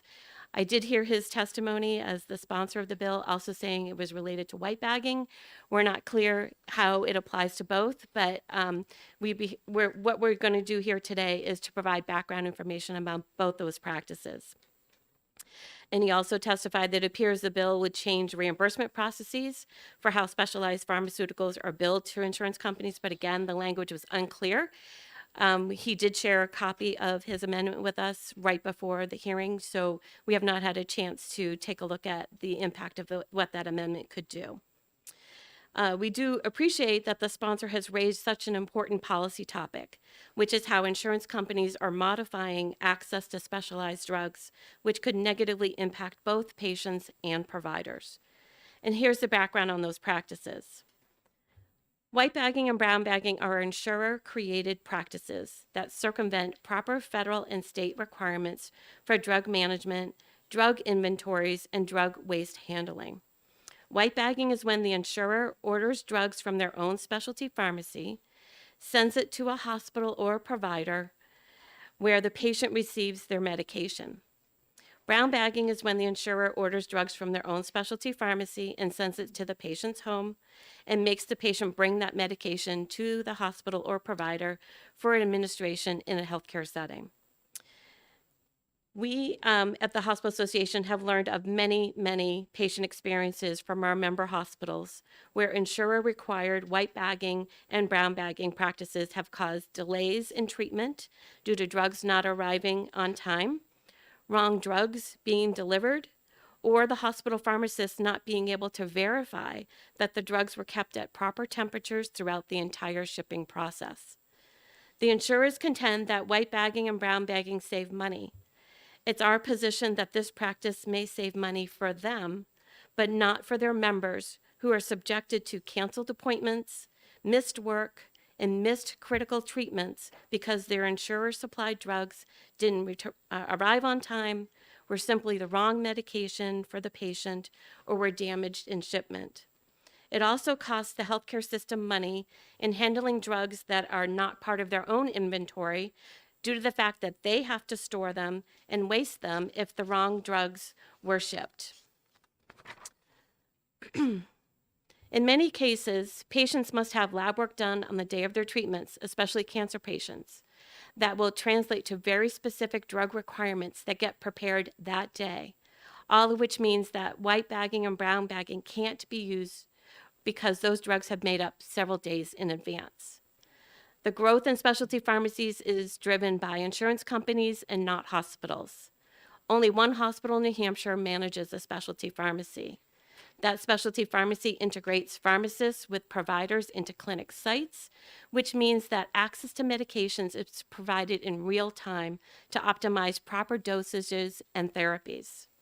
Some insurers own their own specialty pharmacies and are requiring their use by their members and the healthcare providers in their networks. Another trend we see nationally are that insurers are moving prescription drug costs from medical benefit to a prescription drug benefit. As we have all seen, members are paying more out of pocket because prescription drugs paid under a pharmacy drug benefit typically have higher deductibles and copays. The tension that exists between healthcare providers in the insurance industry concerning the provision of highly specialized medications is significant. The hospitals and healthcare providers are focused on the delivery of the highest quality of care in the safest manner possible, while the insurance industry is primarily focused on the cost of those drugs. I've attached a document to my testimony that helps explain the white bagging practice in more detail. The schematic clearly illustrates the ways in which white bagging interrupts the flow of quality patient care. While I don't have a schematic specific to brown bagging, it would be very similar, except that the insurance company sends the medications to the patient's home and requires the patient to bring those medications to their provider. To be clear, the hospitals are advocating that brown bagging medications should be prohibited. White bagging medications should be prohibited when dosage and/or compounding are dependent upon current patient lab results or clinical presentation at the time of medication administration. White bagging medications should only be considered when quality and safety criteria are met and mutually agreed upon standards are applied, including that the joint decision between the provider and the payer that a white bagging medication is in the best interest of the patient. House Bill 513, while it appears to tackle some of our concerns about brown bagging, doesn't go far enough and may even complicate situations with how brown bagging could be used and then how it's paid for. Due to the complexity of this important topic, we are unsure that House Bill 513 is the right vehicle to properly address this practice. We hope that this information is helpful to you, and we're very open for questions. Thank you. Thank you. Representative Calabro. I guess I wasn't really clear about the intention behind the bill. And as somebody who's ordered both brown and white, and I can justify this, having ordered both for my patients. So I guess I didn't really understand what it was that we were trying to control. And my guess was that we were trying to, I guess I'm asking, Are we trying to control the billing rate in which we are getting fees for service? Like we're going to do it through the farm benefit rather than the medical benefit? I guess I don't understand. What? Yeah. Representative, we also didn't understand the language of the bill to be able to, I think you would have to ask the sponsor We, what the true intent. we will take it up in subcommittee and I appreciate get to the I appreciate it. bottom of this. Thank you. Thank you. Okay. Okay, any Representative Spear? So I understand what you're saying, but in the cases where, I mean, how many hospitals could actually compound or make the drug that might be needed? I mean, is that, so white bagging may not be totally eliminated, right? Or can you always generate it or whatever? Yeah, so many hospitals have started to move in the direction where they have policies or are trying to eliminate white bagging. Hospitals have formularies in which they have certain medications of what they can administer. So we do our best to try to go through the insurance companies to ensure we have the appropriate prior approvals to get the medication that's best, that is able to treat the patient in the setting. I know there was a question earlier about white bagging and whether or not it's happening at local hospitals. It does happen at local hospitals. And so the medication is sent to the hospital, and then the hospital has it in inventory. We need to make sure that it is stored appropriately. And then the pharmacy personnel ensures that it meets the criteria for the patient to receive it, but prepares that medication as well. For the patient. And so I think what your question was, sorry if I went a little sideways there, was can hospitals provide the medications to the patients? Absolutely. Follow on. For the question, may inquire. Thank you so much. I'm lost. But if you're getting the medications, wouldn't you have the same problem about making sure they get to you in the right condition? Like, how do you know that the mailing or whatever that they're sending, do you test it or anything? We don't. That's why, you know, the national organizations such as ASHP and the American Hospital Association also are not supportive of white bagging because it could get left on a loading dock. It could be, you know, left out in the heat or the cold, or it may not be delivered in time. So there's many examples that I have where the medication never made it to the hospital. And so therefore the decision is made, do you use the medication from the hospital supply, or do you turn that patient away? Representative Post. Thank you, Mr. Chair. So my question is, if the hospitals are against this, how are the patients getting it through the mail? They must be ordering it for them to go to their home. So not every single hospital have policies and procedures against brown bagging, white bagging. Many hospitals do allow it to occur. However, because of the risks associated with the quality control of the medication, many hospitals are starting to move away from this practice because we just can't ensure that the medication has been through the right quality control. A follow-up? Yeah. For the question, may inquire. Yes, so if that's the case, where the medicines are going to the people and coming in, has there been any study or any statistics of how many of these drugs have caused a problem once they've, you know, brought it back into the hospital? Is that what's creating this? I think what's creating it is not necessarily that I haven't seen any studies looking at that specifically, but what we might see is a delay in patient care, right? Because usually we have the providers, like if they see any discoloration of the medication or any breakdown of the medication, they're not going to administer that medication. And so therefore there may be a delay in the patient receiving treatment. One more follow-up. So you already said in the hospital sometimes things go wrong. Would you say there's more instance of it going wrong with patients who have brought it in than, again, is there any comparison that we could look at to see? So I would say both practices have their inherent issues, right? But if something is white bagged, at least there is some control once it does get to the hospital pharmacy. We have no control over what the patient does with it, right? We don't know. It could be stored in their glove compartment for 5 days. Representative Gibbs. Thank you, Mr. Chairman. There was mention in the testimony that this bill might actually complicate the problems of brown bagging and white bagging, and that this bill might not be the best way of solving the problems. Could you tell us how this bill might complicate the problems and what you would propose as an alternative? Thank you for the question. When we first read the bill, it appeared as if it was only focused on brown bagging, but then it was not exactly clear from at least our perspective that it ultimately would apply to all brown bagging. And then when we heard the sponsor say that it applied to both white and brown bagging, two different types of scenarios, again, I question how that could be. So I think we're going to have to look at the language very clearly.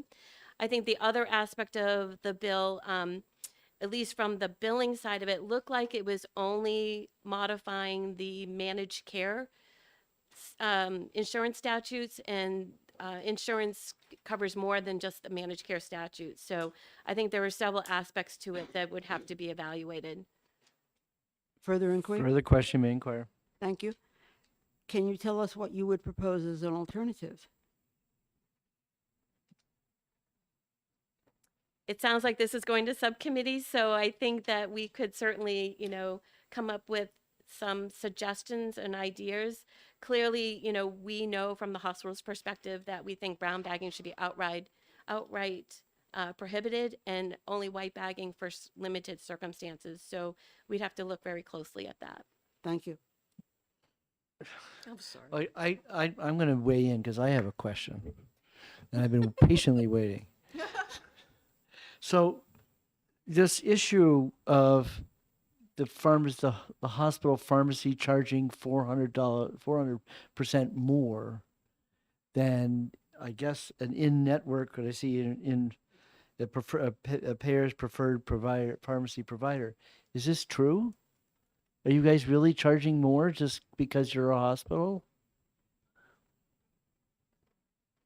So each hospital, right, there's a lot going on right now with price transparency at hospitals. So each hospitals have their own charge master in terms of what they do charge. And so there are limited things in the hospital that, in order to keep the lights on, and many hospitals right now are really struggling, right? So this is a profit center? Well, no, it's not, but there's the things that we do charge for, right? And so I wouldn't say we're upcharging anything by 400%. Okay. But are you a provider? Are you signing the contracts with the insurance company as a pharmacy, and agree to their pricing, their PBM's demand of what the price should be? Right. So hospitals do have contracts with their insurers, so I am sure the insurers are not signing a contract for a $600 aspirin. So I think, again, there's some language issues here. Whether they charge for something versus what they actually get paid are very different things. And guaranteed, the insurers pay a lot less. Well, I understand that part, but I'm just wondering that, that being a preferred pharmacy provider, if I'm reading the words here, okay, that assuming that PBM has lined you as the pharmacies have a contract, so the pharmacies know full well that they're not going to get what they bill for. Is it true that you're billing on a different billing code to get around this, so that you're not paying what it would have been I mean, let me put it this way. The only reason brown bagging exists is because it seems to be a hell of a lot cheaper than what you would bill. So the insurance companies do have contracts with the hospitals and other providers, not just hospitals, to do infusion.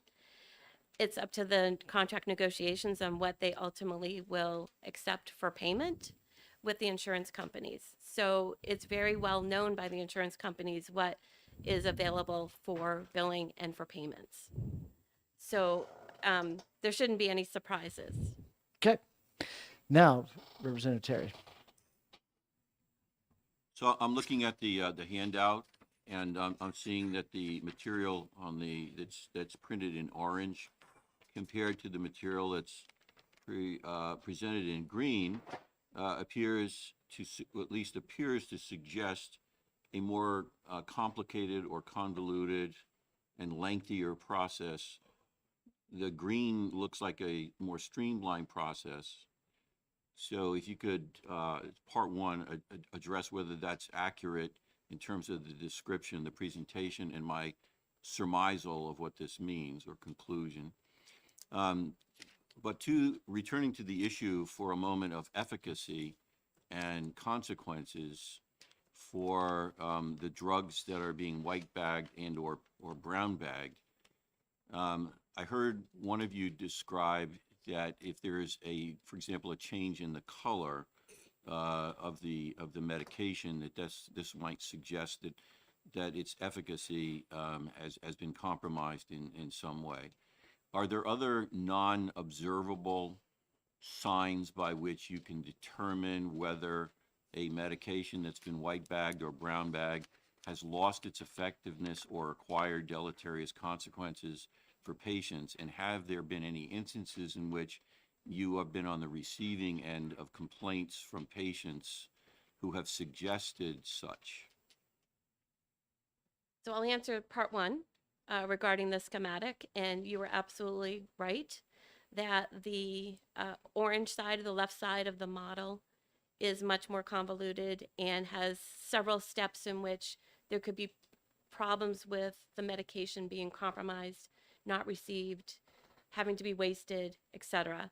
The green side of the model clearly is if the medication's in the hospital or the provider's possession the entire time, then there is a very clear way in which that medication is kept safe for the patient. And I think I'll ask you to answer the second part. So I think your second question was around, are there any other ways to identify whether or not a medication? One of two. And the second was, have you ever received any complaints of deleterious or adverse consequences or non-effectiveness that you might attribute to brown bagging or white bagging? Thank you. So aside from like looking at deterioration of a medication or a change in color, it'd be really difficult unless you're going to send the medication for testing to determine whether or not there's any sort of loss of potency, which a lot of places we're just obviously not able to do that. In terms of have there been any adverse outcomes, I think once again, a lot of these are being done in the clinic or the infusion spaces, and you're looking for, whether or not there's been a readmission, whether or not somebody's ended up in your hospital. I think most of the times it's probably due to the delay in care. It's really hard to say if something would be due to the potency of the medication. Representative Spear. Thank you. Okay, so if we are to consider eliminating brown bagging and white bagging, and the idea that the hospital prepares these preparations, with all of the places, all of the cases that we use kind of cocktail medications, how on earth do you maintain an inventory like that? I mean, we're talking about a lot of variations and yours, as a result of them sitting in your hospitals, do they kind of deteriorate? We have a very a very good just-in-time inventory process where For our infusion spaces and our clinic spaces, we can see which patients are coming in and we can order the medications just in time to ensure that they're on hand for the patients when they come in. Or preparing them. Yep. Yes. Representative Post. Thank you, Mr. Chair. So when you say that the meds can only be seen, you can't really tell, and you administer these to folks, do you keep any records when people either get sick from it or haven't had the benefit of the drug? And I mean, where are the statistics on the between the two? Do you have any? So each hospital has have reporting mechanisms that would occur. These are voluntary reporting mechanisms. So we would have to either have the patient come in our emergency department or report it back to their primary care physician that they didn't, something happened. Either they had an adverse effect, they didn't see the outcome that they would have thought they would have seen. And then we would have to ensure that that event was actually recorded. I would say, having previously been a medication safety officer at a community hospital, reporting, although we try to increase the reporting, we don't get every single report of an adverse event or even a medication error. Follow-up question? So there's really no way to know what kind of difference there is between the bagging and the non-bagging, regardless of the color, whether you're in the hospital or you're getting that at home and bringing it to your provider, because there's really no reliable statistics for us to look at and weigh. I and mean, make a once again, decision. it's voluntary reporting. So I'm not going to say that we've never had an adverse outcome at any of our hospitals in the state of New Hampshire. I'm sure we have. But I would say that we know that quality control, we're not sure how patients are storing their medications, and we can't guarantee the potency of it. Right. The provider or the nurse in the clinics will look at the medication to make sure that it looks appropriate, but you don't know. And so it's really, I think the biggest things are the timeliness of care, along with ensuring that quality control as well. One more follow-up on that? I'm sorry. Okay. So when the patient is in there and they have their labs and it doesn't work out, do they stay there the whole time, and how long do they wait to get that care as they're making these drugs? And do you generally have the drugs on hand? So what would happen is that At the medication same would time. likely have to be wasted, right? So that's we would have to then buy and bill, right? We would then have to use the hospital's medication to treat the patient, because the medication that we received, they no longer fit the criteria for. So we would throw it away. It's that patient's medication. We can't Right. do anything with it. And have to come back next week. I will just add, even though we don't necessarily have statistics, 2 years ago, we had done an extensive study with our hospitals and gathered patient stories and patient experiences, specifically about brown bagging and white bagging, which we could share with the committee. Great. We'll look forward to seeing that in the subcommittee. Thank you. Thank you very much. Chair will call on Heidi Kroll, representing AHIP, who opposes bill, will support the bill if there was an amendment, I think.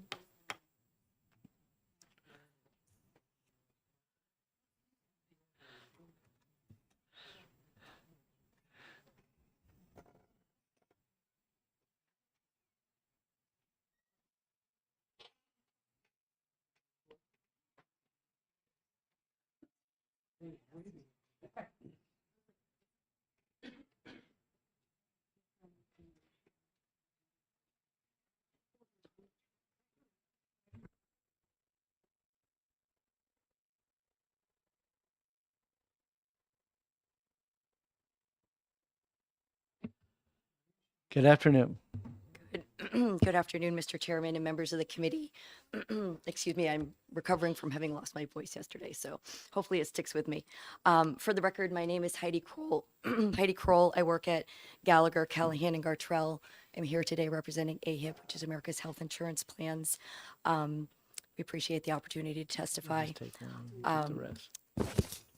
For reasons that I will explain, AHIP feels that the bill is not necessary, but with the amendment that the prime sponsor has introduced today, we do think in clarity of the bill, and that would, I think, be acceptable to us. The amendment that he has brought in, there is still Section 1, Roman 3 in the bill around brown bagging, and I spoke with the sponsor earlier. I think we can work together a little bit to clarify. My understanding is that he would like it to be an an opt-in provision, that it would be a patient decision. I think we could just tighten up that language there.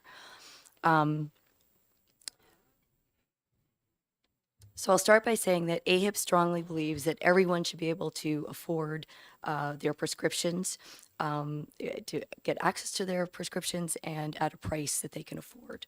Our remarks today are offered to help New Hampshire achieve that goal. The setting of drug prices starts first and foremost with the drug manufacturers.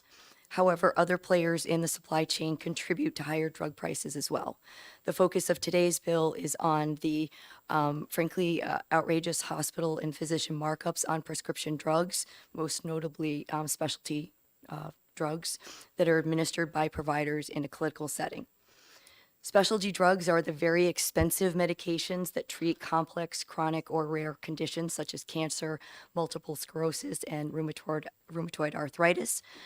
Physician or hospital administered specialty drugs are those that cannot be administered by the patient. They are typically infused or injected by a healthcare provider in a physician's office, a clinic, an infusion center, or hospital setting. Specialty drug prices are high and they're growing quickly. Specialty drugs account for approximately 2% of prescriptions, but more than 50% of expenditures. The price of specialty drugs can range from thousands to tens of thousands of dollars or more per regimen, so they're quite expensive. Prescription drugs are the most significant and fastest growing portion of your healthcare premium dollar.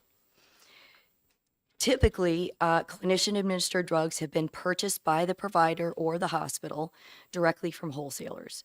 The drug cost is then marked up substantially by the provider or the hospital, which bills the insurance or the payer, like a self-funded employer, for the marked up prescription drug. And this is referred to as the buy and bill model. It is important to note that the provider or hospital bills separately for administering the drug to the patient. So that's including the provider's time and any facility fees. So really the payer, the carrier, or a self-funded payer gets one bill for the marked up drug price and a separate bill for the provider to administer the drug to the patient. The markups on clinician-administered drugs are massive profit centers for providers and hospitals. Several recent studies have demonstrated that this buy and bill revenue maker has resulted in average markups of 200 to 400% nationwide. This is on top of the already very high drug prices set by the manufacturers. So these physician markups are well documented, and they are significant, as I mentioned. For example, a 2018 study by the Moran Company found that on average, hospitals charge 479% of their costs for drugs nationwide. The study goes on to report that most hospitals, 83%, charge patients and insurers more than double their acquisition cost of the medicine, marking up the medicines 200% or more. The majority of hospitals, 53%, mark up medicines between 200 to 400% on average. A small share of hospitals, 1 in 6, charge 7 times the price of the medicine, and 1 out of 12 hospitals has an average charge markup greater than 1,000%. So there are other very reputable studies that reach similar findings. And more alarming is the finding that hospitals that participate in the federal 340B program charge on average nearly 400% of their costs for patients' cancer drugs. In January of 2021, article written by Dr. Adam Fine, a nationally recognized expert on pharmaceutical economics and the drug distribution system. He looked at payer prices for selected physician-administered drugs, and he writes that contrary to popular belief, hospitals, not drug makers, keep about 80% of what insurers pay for these provider-administered drugs. And after the 340B discounts, hospitals keep an even greater share. So my point in all of this is that physician-administered specialty drugs are big business for larger hospital systems. National hospital pharmacist surveys show that between 2015 and 2019, ownership of a specialty pharmacy by large hospitals increased from 44% to 89%. And again, Dr. Adam Fine described the data as showing that 9 out of every 10 large hospitals own a specialty pharmacy by 2019.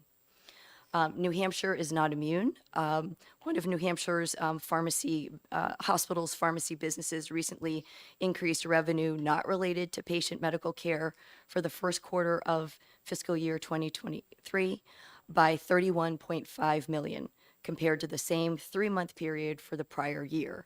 So annualized, this quarterly increase of $31.5 million is more than $120 million year-over-year increase in revenues from the hospital's pharmacy businesses. And this increase tracks this particular hospital's last 5 years of impressive revenue growth due to its expansion of its contract and specialty pharmacy. The escalating cost of clinician-administered drugs and the growing need for an affordable alternative sparked market disruption of the traditional buy-and-bill model. In other words, competition entered the picture, and AHIP fully supports market-based solutions. So third-party specialty pharmacies that are nationally accredited by the same organizations as the hospital-owned specialty pharmacies have entered the marketplace specifically to deliver medications safely and affordably to hospitals and other healthcare facilities and to help patients and employers actually afford the life-saving medications. Health insurance companies, self-funded plans, and government payers are fighting for more affordable drugs by contracting with third-party specialty pharmacies that meet the same high standards as the hospital pharmacies and supplying patients with the physician-administered drugs through white bagging and brown bagging. As you've heard, white bagging and brown bagging, where the third-party specialty pharmacies ship medicines either directly to the patient, that's brown bagging, or to the healthcare provider, that's white bagging. Those practices developed precisely because the hospital-based delivery of these medications has become too expensive. Hospitals claim that brown bagging and white bagging are unsafe for patients. Those claims are simply untrue. And frankly, they're a red herring. Brown bagging and white bagging are safe. The real issue is that brown bagging and white bagging offer a cost-effective, competitive alternative to the hospital's highly lucrative buy-and-bill model, and the hospitals, frankly, don't like that. Third-party specialty pharmacies are lowering patients' healthcare costs by providing a safe, lower-cost alternative.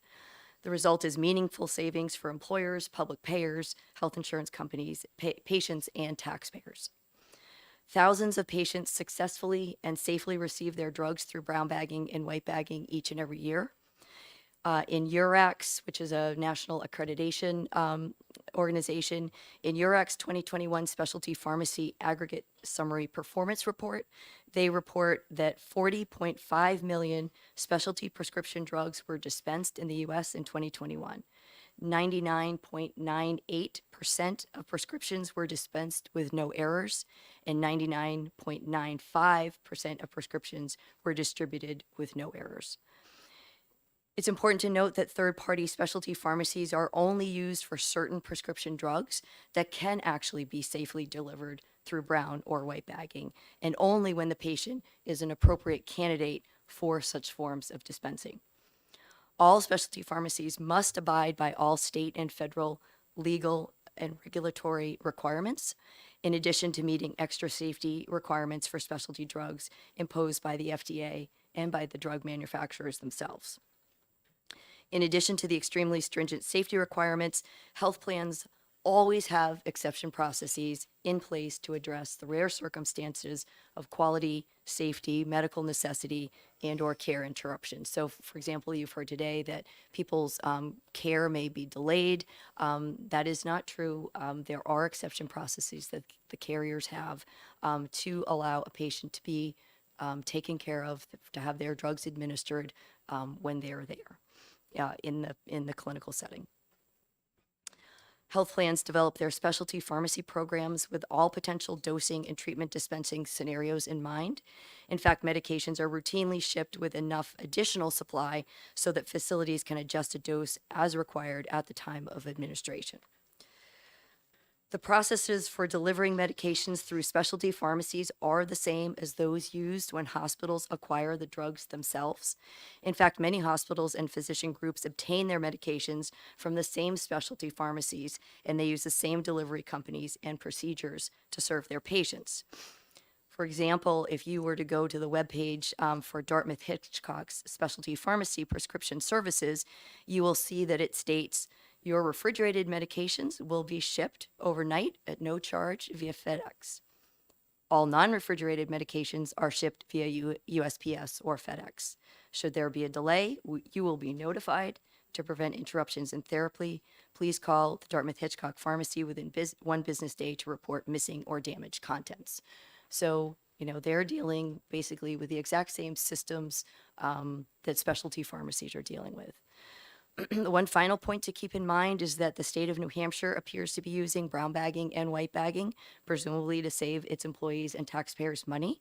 If you go to the Department of Administrative Services website and pull up their active employee prescription drug benefit program, you will see under their specialty medications that all specialty medications are provided by a third-party specialty pharmacy. So in sum, we do not support placing any bans or restrictions around brown bagging or white bagging. The effect, if you were to do that, would be to eliminate a critical market-based tool to lowering the cost of physician-administered drugs. And the second, frankly, would be, if you were to place a complete ban on everything, would be to grant essentially a statutory monopoly on the supply of physician-administered drugs to the hospital-owned pharmacies. And, the result would be nothing short of unfettered price hikes for granted staters. So again, we do, having just seen the amendment today, but it appears to us that we could support the amendment that the prime sponsor has brought in, and we will work with him on the clarifying the opt-in on the brown bagging. Thank you. So before I take questions, going back to that phrase in the amendment that I'm looking at, the payer preferred pharmacy provider. So you don't have this now in your contracts with these pharmacies with the hospitals? So not all carriers are using brown bagging and white bagging. Some are just doing the buy. Well, I'm talking about reimbursement right. when it's being concocted inside the pharmacy. So I think the way that language would work under, as I understand the amendment, that any hospital could pull off their shelf what they would like to use to administer to the patient. Right. And the way the language reads, the reimbursement rate, it's kind of the any willing provider that we have in the pharmacy, so that Right. that price that the Why haven't you fixed that in your contracts? Why doesn't the insurance company have in their contracts this map or whatever that we had with any willing provider pharmacy bill, that whatever that minimum manufacturer price, why aren't you holding the hospitals and saying, too bad you want you can't get that much, this is what we have in our formulary, and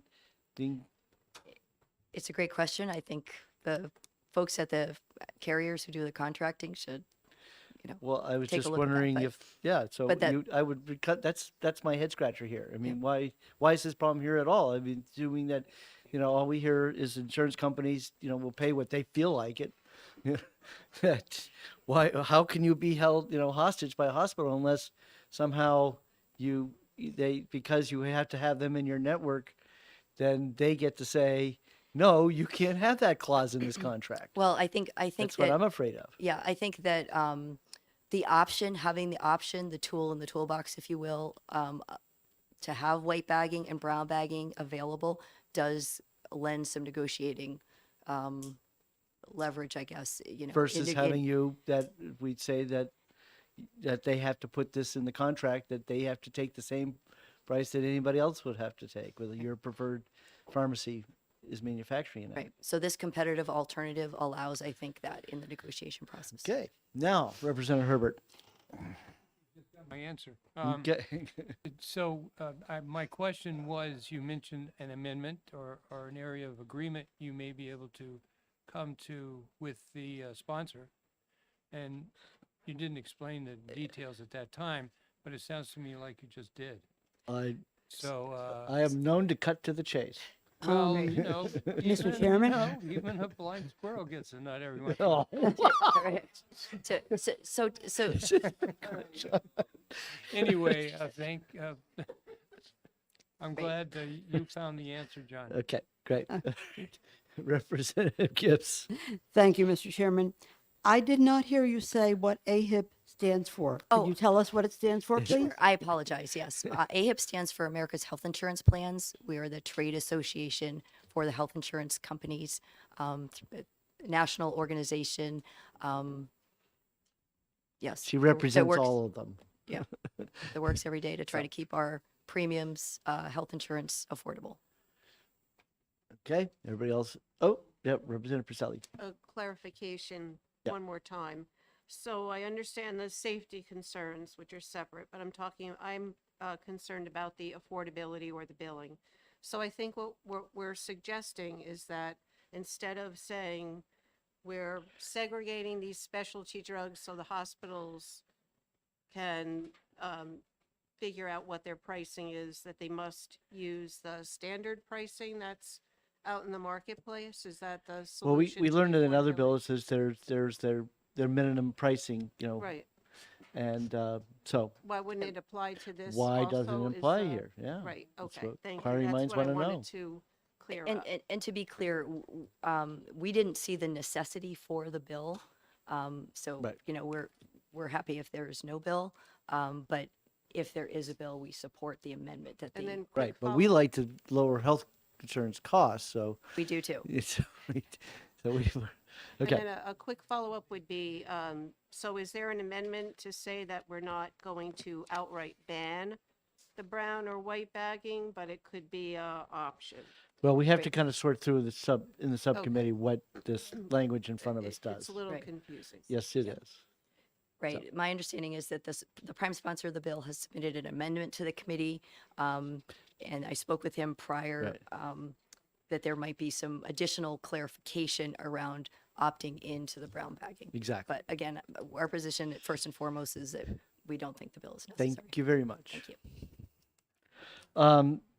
The insurance department put in a card here, and I'm dying to hear what you have to say. But I know that Sabrina, you know, also had a card in sooner, but I'm sure she'll feel like her testimony has been well spoken already. But I'll let you. I'll just let them go ahead here. Mr. Chairman, members of the committee, thank you for the opportunity to testify today. I hoped that I wouldn't have to. I'll be completely candid. When Representative Magoo offered me this bill, I said, we don't need it. And then when he showed me the amendment today, I said it was a masterful way to weave in some kind of positive improvement in the white bagging and brown bagging discussion. So we're happy. I think it's hard to compete with what Heidi Kroll just said. In large part, Alex and I can talk to how this works. Ultimately, what we want is providers and carriers to negotiate how they're going to handle the billing of these services, of these specialty pharmacies, how they're going to deliver them, who's going to procure them, who's going to keep them in the fridge. What allows that to happen, what allows those parties to come to the table with equal bargaining power or somewhat equal bargaining power, is the possibility that white bagging or brown bagging is an alternative.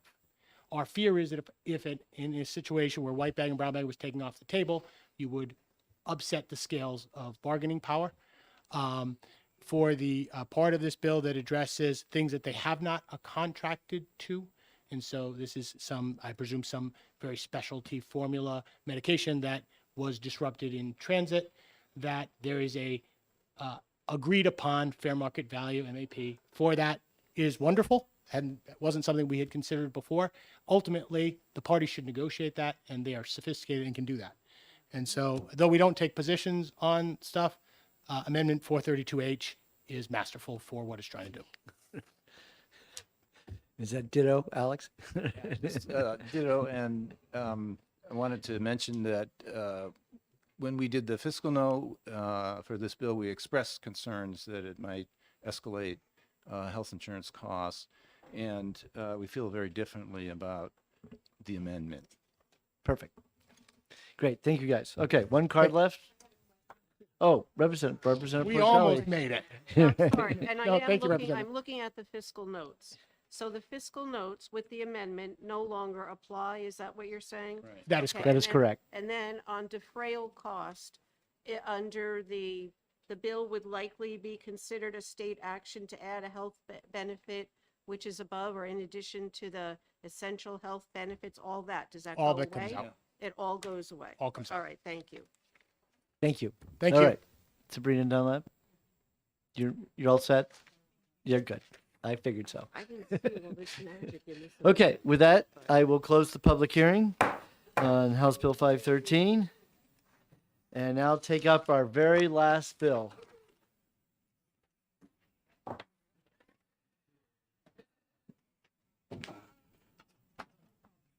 I'm sorry. Okay.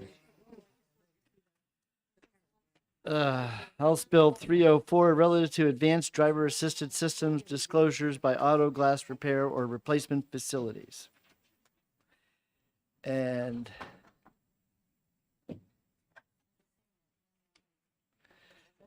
welcome again, Representative Miguel. Thank you, Mr. Chairman. Thank you, members of the committee. Talk about one having nothing to do with the other. Here's send my pink card up on that. Other than they have the same sponsor. Yes, That's why they're scheduled this way. exactly. And I really appreciate that courtesy. I really do. And because Taylor wanted me to move it off too, so he has himself to blame. Yes, I was traveling out of the country, Well, literally, so- quite so literally was out of the country. So I really do appreciate that. So this one's hopefully quite a bit simpler. It is really good to see you again. Yeah, famous last words. Really good to see you again, twice in one day. Really a privilege. There were copies of an amendment that went around on this one too. It was not an all after the enacting clause. It's 0509H on this one, and it replaced section 1 of the bill. I have some copies here. Is anybody? How many copies do you have? Well, I delivered 20 before lunch, so you Okay. should all I- have I one. have one here, yeah. So there's some extras. I'll leave them up here at the table for anybody else who's Okay. testifying in case you didn't get them. Anyways, hopefully it's pretty quick. I'll hand off to some experts behind me after a really quick personal story. So House Bill 304 is a good consumer protection bill designed to inform consumers about some potentially bad practices that you really could not possibly know about, or at least would be very unlikely to know about, related to windshield repairs.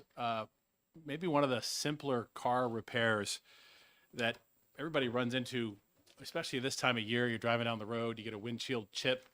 I had one maybe just barely over a year ago, and I had no idea until I went in to, it was about inspection time. I went in for an oil change, and my good, faithful dealer that I've used for years, State Motors in Manchester, the one by the Puritan backroom, my dealer, my service manager, John, said, "Do you know you have a big chip?" And I said, "No, I don't see any chips." And he goes, "Well, it's hidden by the A-pillar, the glass extends over."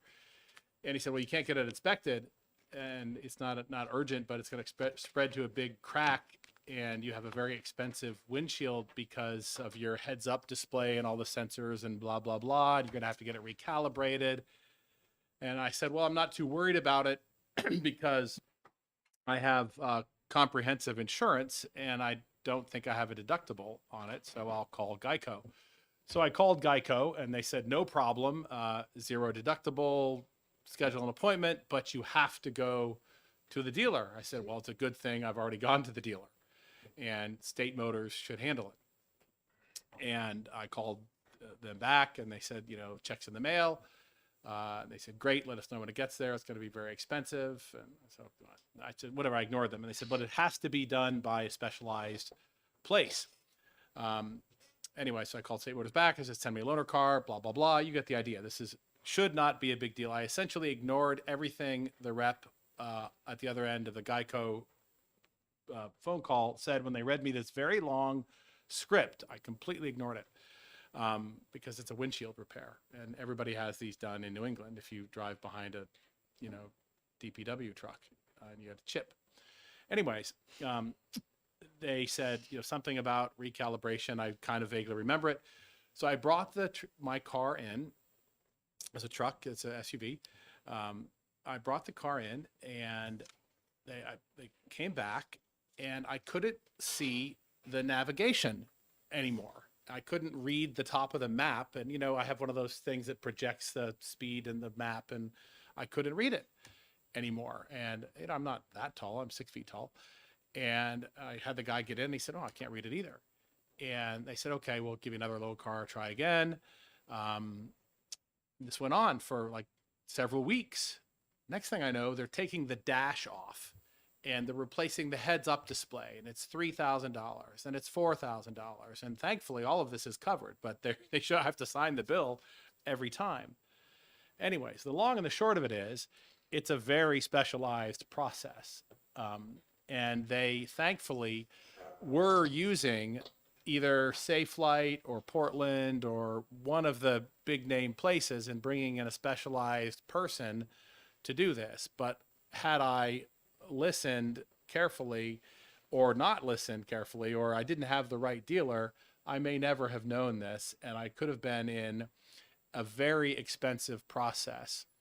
So when one of the folks behind me that I met 20 some years ago on this committee called me shortly after I got elected and said, I have a consumer protection bill and I need someone to sponsor it. I said, have I got a story for you? I just went through this, and it very easily could have cost me out of pocket an awful lot of money, taking the dash off, replacing the HUD, et cetera, et cetera, et cetera.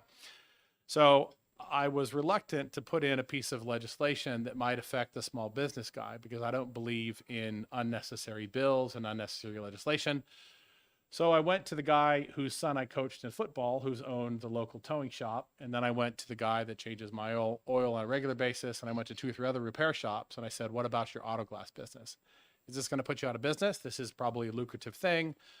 And I checked around, and they all said, we don't do it. We call Safelite Portland, and we all sub it out.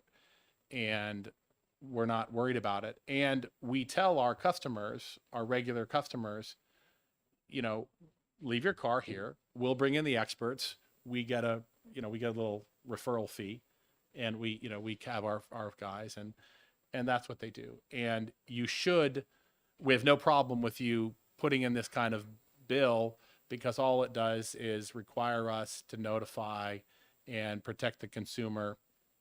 And I'm going to leave the rest of the technicalities. I understand there was a bill in before that was elaborate, and there's other states that have done other things, a number of other states that have enacted complicated pieces of legislation. And this is simple, and this is direct, and it requires some simple consumer protection notification language. And I'm happy we've gone through some iterations of the language and how it is a notification piece. And I think it's good language. They think it's good language. There's some interested parties that'll tell you some facts and figures on, how many millions of windshields are replaced and why it's complicated. But that's my personal story and how I came to be prime sponsor on this. And it's what really happened to me. And it literally could have been $6,000. I mean, I signed the invoices for it. So that's the story about the ADAS bill.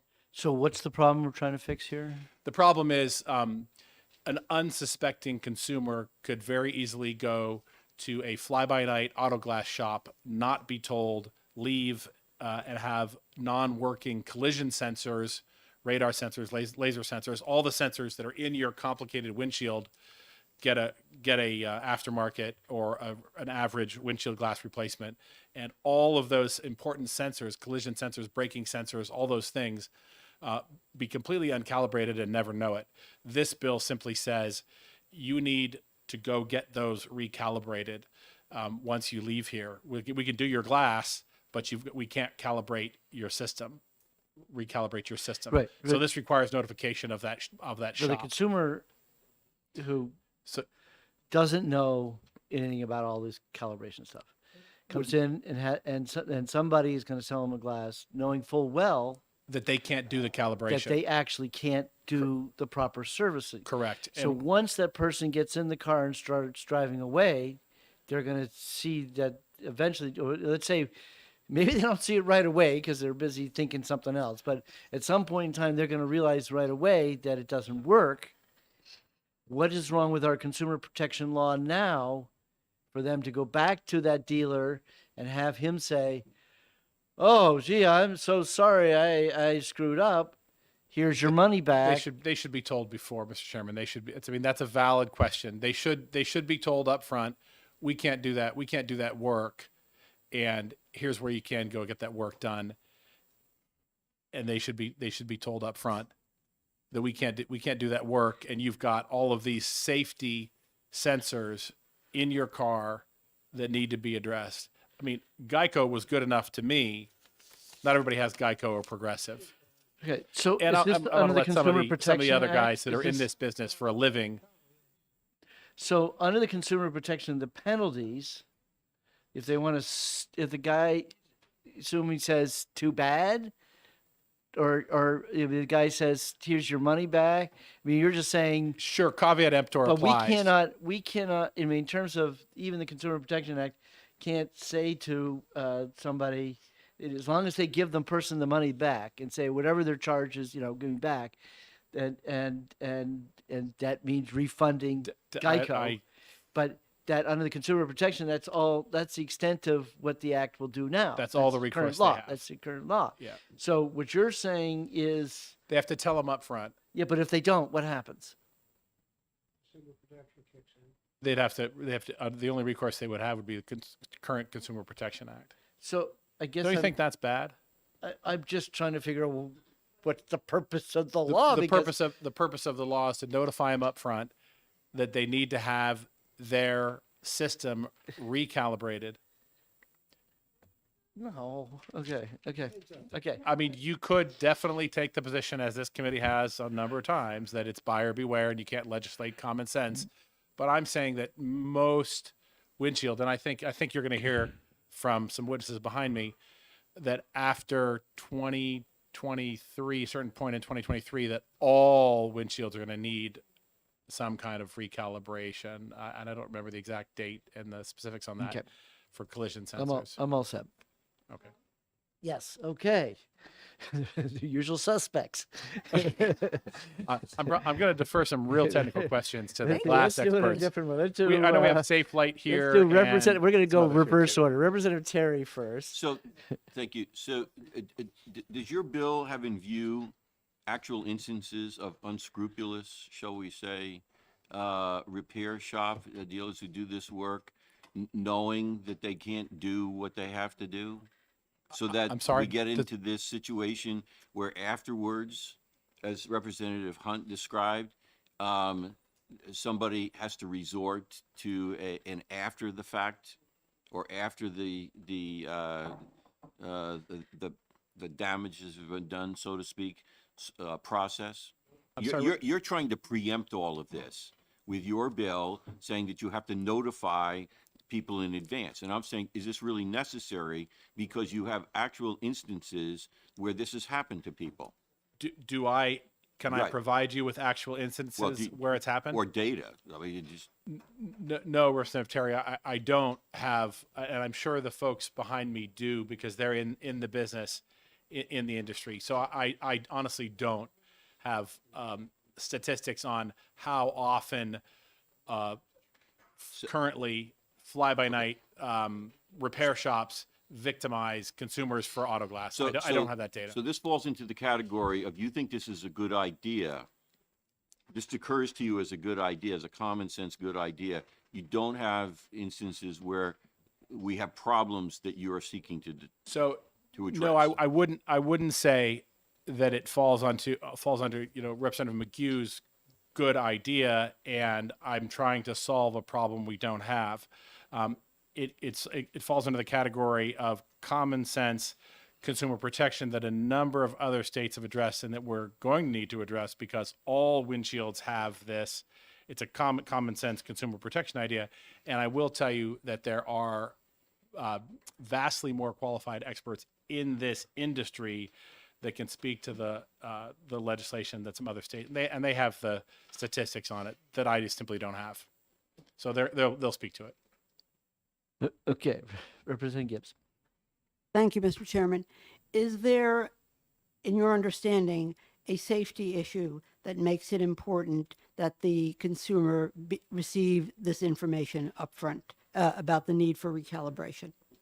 Thank you, Representative Gibbs, for your question. I think there's about 30 safety issues in the various sensors, speed, braking, collision sensors that make it that issue that I would like all those drivers to be aware of so that they're properly recalibrated.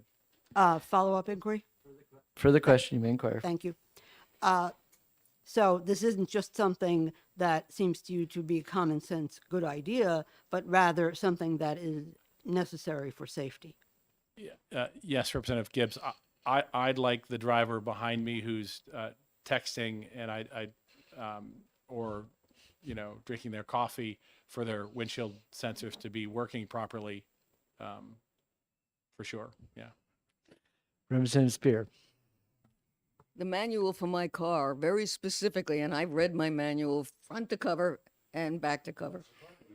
And it God bless says, you. whatever the words are, and it says very specifically, if you remove the windshield, make sure you get it calibrated. It also says if you remove the battery, you got to get something calibrated. It also says if you change the tires, you got to get the sensors recalibrated.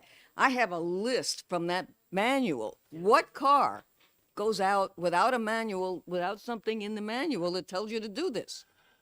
Representative Spear, I would guess that you're probably in the minority of folks that read the manual about their windshield calibration. I know that I didn't read it until after, when I was trying to diagnose this ridiculous HUD problem, but I did find it. You're correct. Mine also said, get the windshield calibrated, but I didn't know that until it was far too late. Okay, Representative Petruszek. Mr. Perselli, I'm sorry. Oh, please, don't get us I'm confused. sorry. All right. Just a I had pee on my head. quick question with the disclosure. I'm sorry, I couldn't find it in the bill. So you want disclosure. So what is it that you're looking for? When you sign the little piece of paper, there's a paragraph that no one reads that says, by the way, you have to recalibrate. I'm just trying to get to the purpose or the remedy of the bill. They did tell you, but you didn't listen. Okay, so what is it that you're trying to do with this bill for disclosure? Thank you for your question. Simply put, I'd like the bill calls for a notification of the consumer that the. Yeah, but how is that? How? Writing?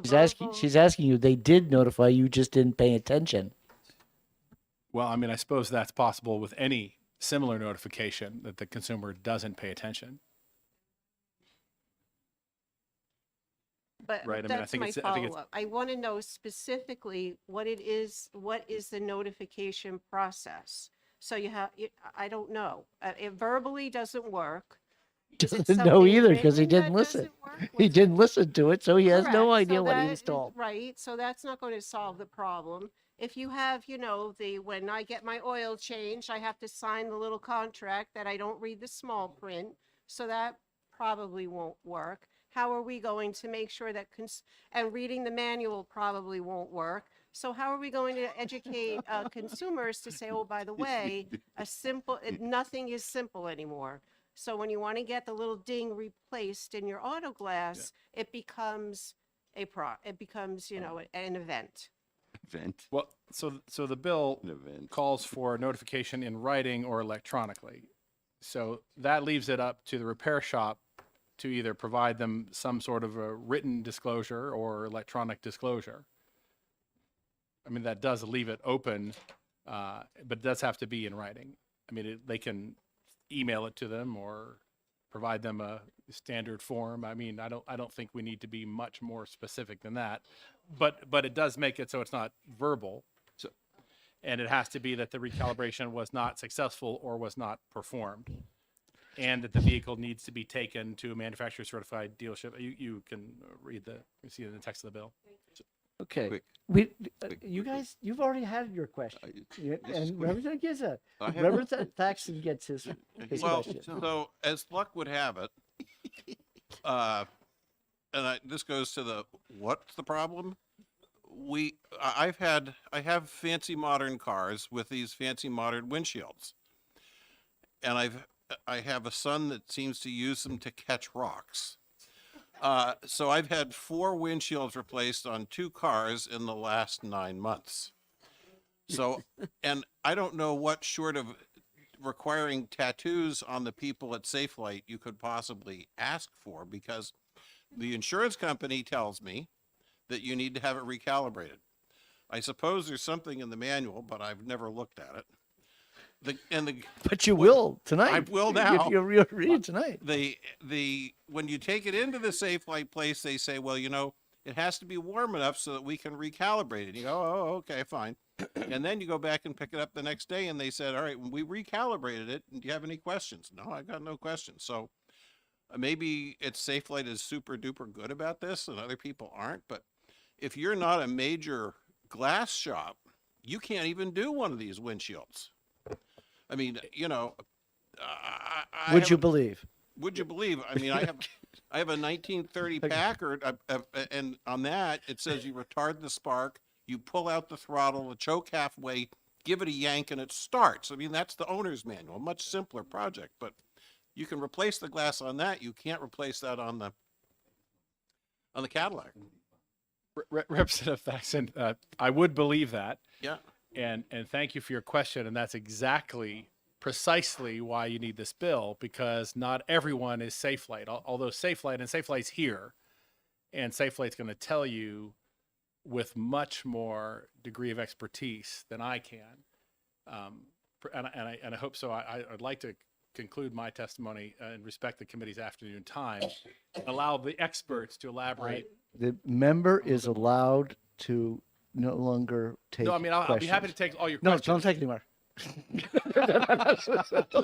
So I will respect okay. the advice of your chairman, because really you will hear with much more authority Okay, take from the this likes of one more question, because he promises it's going to get Mr. Secretary, I'd be happy to yield. This is a would you believe, so all you have to do is say yes or no. All right? Would you believe that you have provided me with yet another opportunity to justify to my wife why I am going to keep my 2000 Camry and not buy a new vehicle? Okay. Yes or no? Would you believe? Would you believe Terry, that? yes, I would, and that is an excellent Thank you. decision. Thank you. And would you believe I went through this 30 years ago when they used to put the antenna Yes. in the glass. Yes.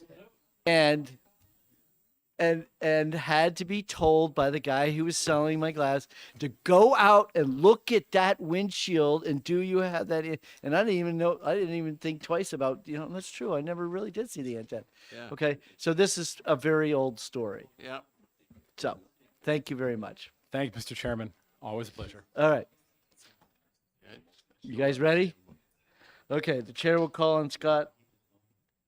Zeike is what you want to like to be called, or Zajac? Sajak. Isn't that Sajak? Isn't that Sajak? It's Zeike. Oh, I see. That's what Zeike. Okay. All right, Scott Zeike from Safelight. Mr. Chairman, honorable members of this committee, my name is Scott Zeike, and I work for Safelight Group based out of Columbus, Ohio. There's 20 people on this committee. Safelight is the leading provider of vehicle glass repair, replacement, and ADAS recalibration services in the country. We operate in all 50 states, including here in New Hampshire. I'll cut really to the chase to try to answer some of your questions. We would appreciate that. Yeah. This is about safety. And because your forward-facing camera dictates automatic braking, lane deviation. And if that camera's off by a millimeter, that could cause the vehicle to go 50 feet left, 30 feet long on braking. So it's critical that if you take your car, and under New Hampshire law, consumers have a right to take their car anywhere they want to take it to get it repaired. This bill doesn't change that. But if you go to a glass shop, and that glass shop should be informing you that you have an ADAS feature that needs to be recalibrated if they can do it. If they can't, they need to push you in the direction of a quality, not just Safelite. There's a lot of glass companies that can do it. You know, our business model has changed because everyone's accustomed to a 1-hour job, and we come to you. We have to change that because we cannot recalibrate outside of a flat surface protected area. So again, if it's not done appropriately, you're still responsible as a consumer to drive your car. You know, you can't solely rely on the safety features, but they're designed to create the safety zone around your car. And if that camera's not recalibrated, you're in danger. So you should at least be told whether you have it up front. You should be told if the glass shop can do it. Doesn't matter if they can or can't, but they should inform you if they have done it or if they can't do it. If they did it, was it successful? Because someone brought up fraud. I can get you the data because there are glass shops that are out there charging for recalibrations and they're not doing it. So they need a recourse. First is just to be informed. Second is give them a way to have it, to get a recourse from the Attorney General's office under the Consumer Protection Act. And that's our goal. This bill is very similar to one that was passed in Maryland, Arizona. We're going to see it hopefully here. We're going to see it in Florida, Texas, Illinois, Nevada, and probably Hawaii this year. And it really is about consumer protection. That's all it's about. It's not about driving people to one shop or another. We just think it's important as a leading advocate for consumer protection that you be informed up front. To a lot of people, I've never read my manual. And you should be, if you call a glass shop, they should just tell you by the make and model of your car that you have the safety feature that needs to be recalibrated. Whether they can do it, it's still your choice to take wherever you want it to go, but they need to inform you whether it was done successfully and not bill anybody, you as a consumer or insurance company, for services that are not rendered.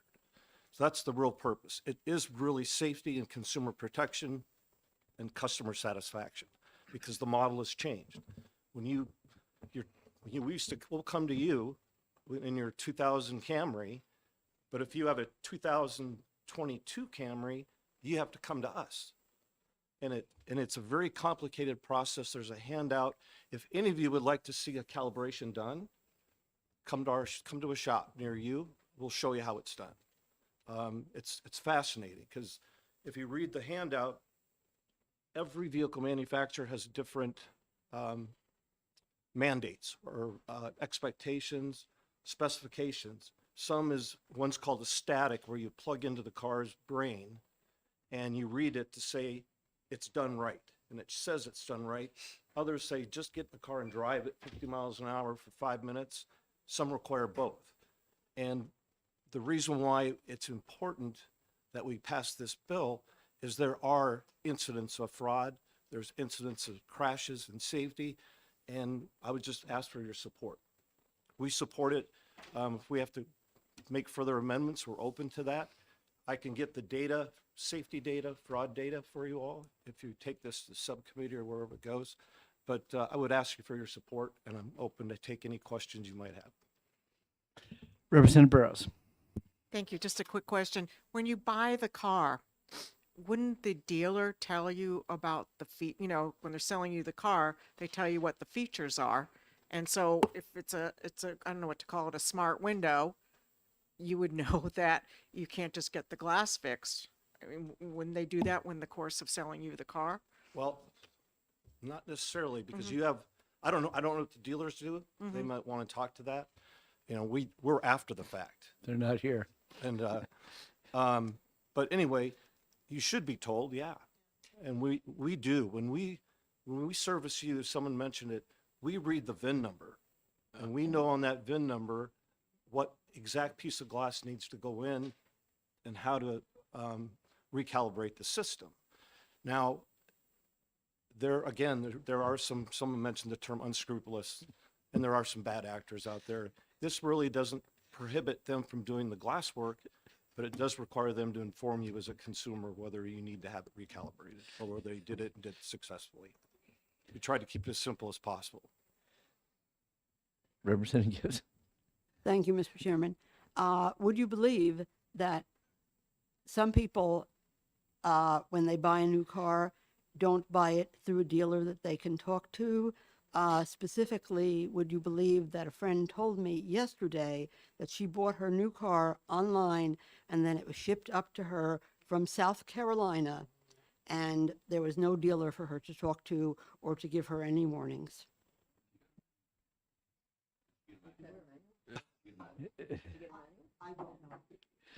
We had that legislation several years ago dealing with that problem.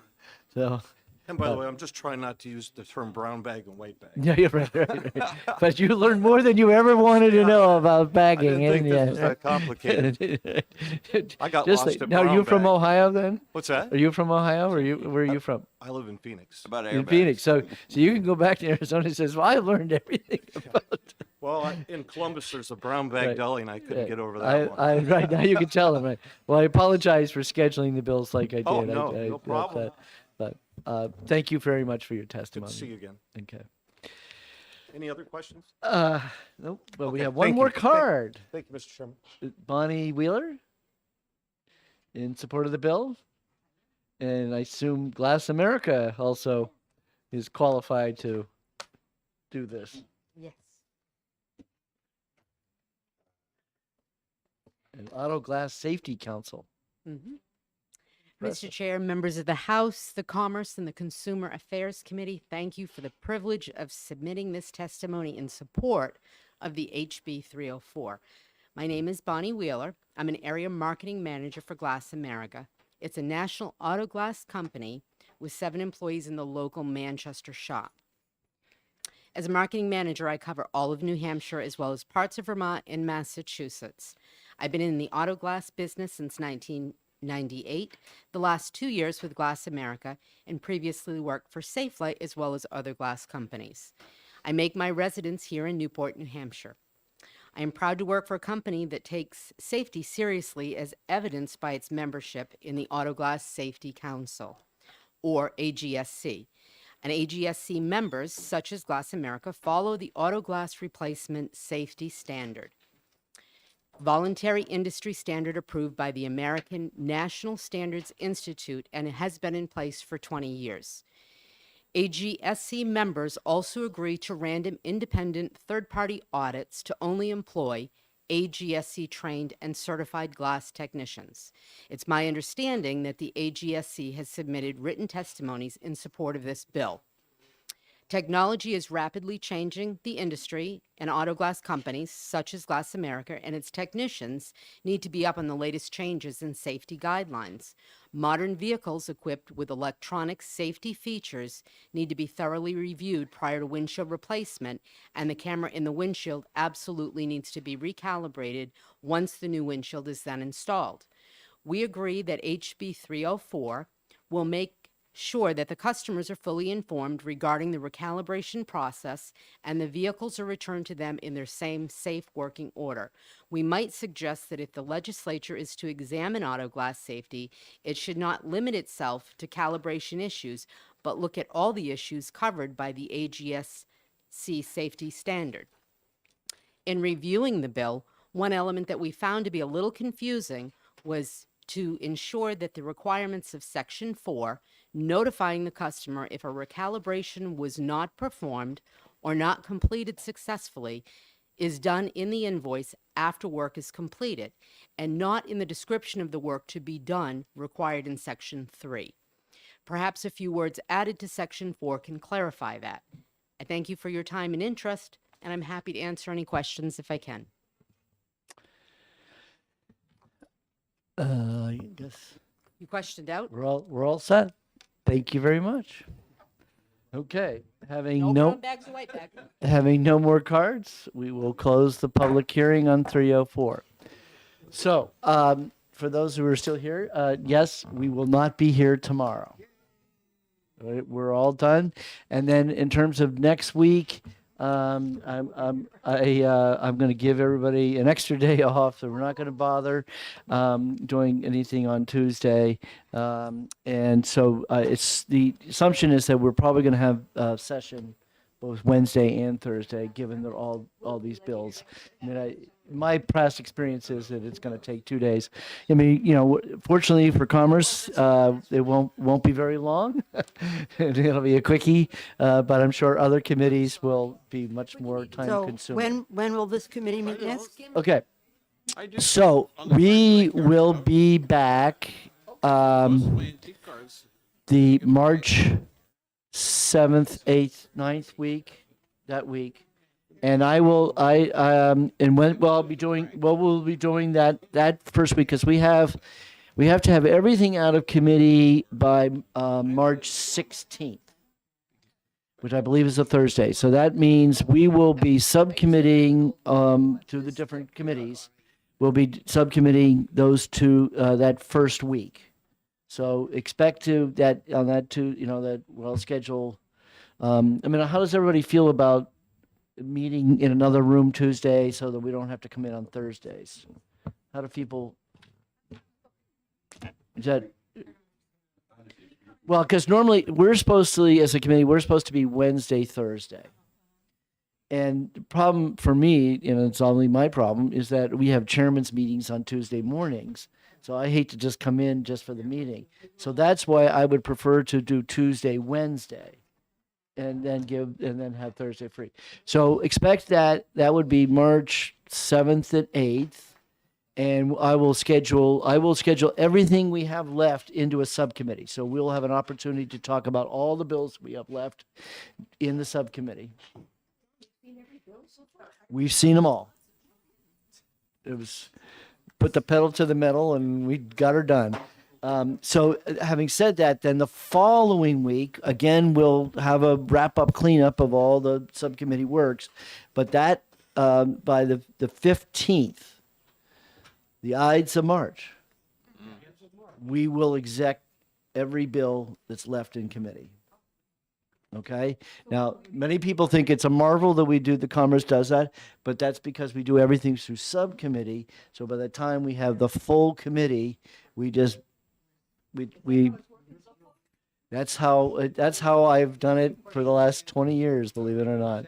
And I think I'm the only committee the Commerce is the only committee that did it, but I know it was good because when Ed Butler was in the chair, he did the same thing. When it's in the manual. It's in the manual.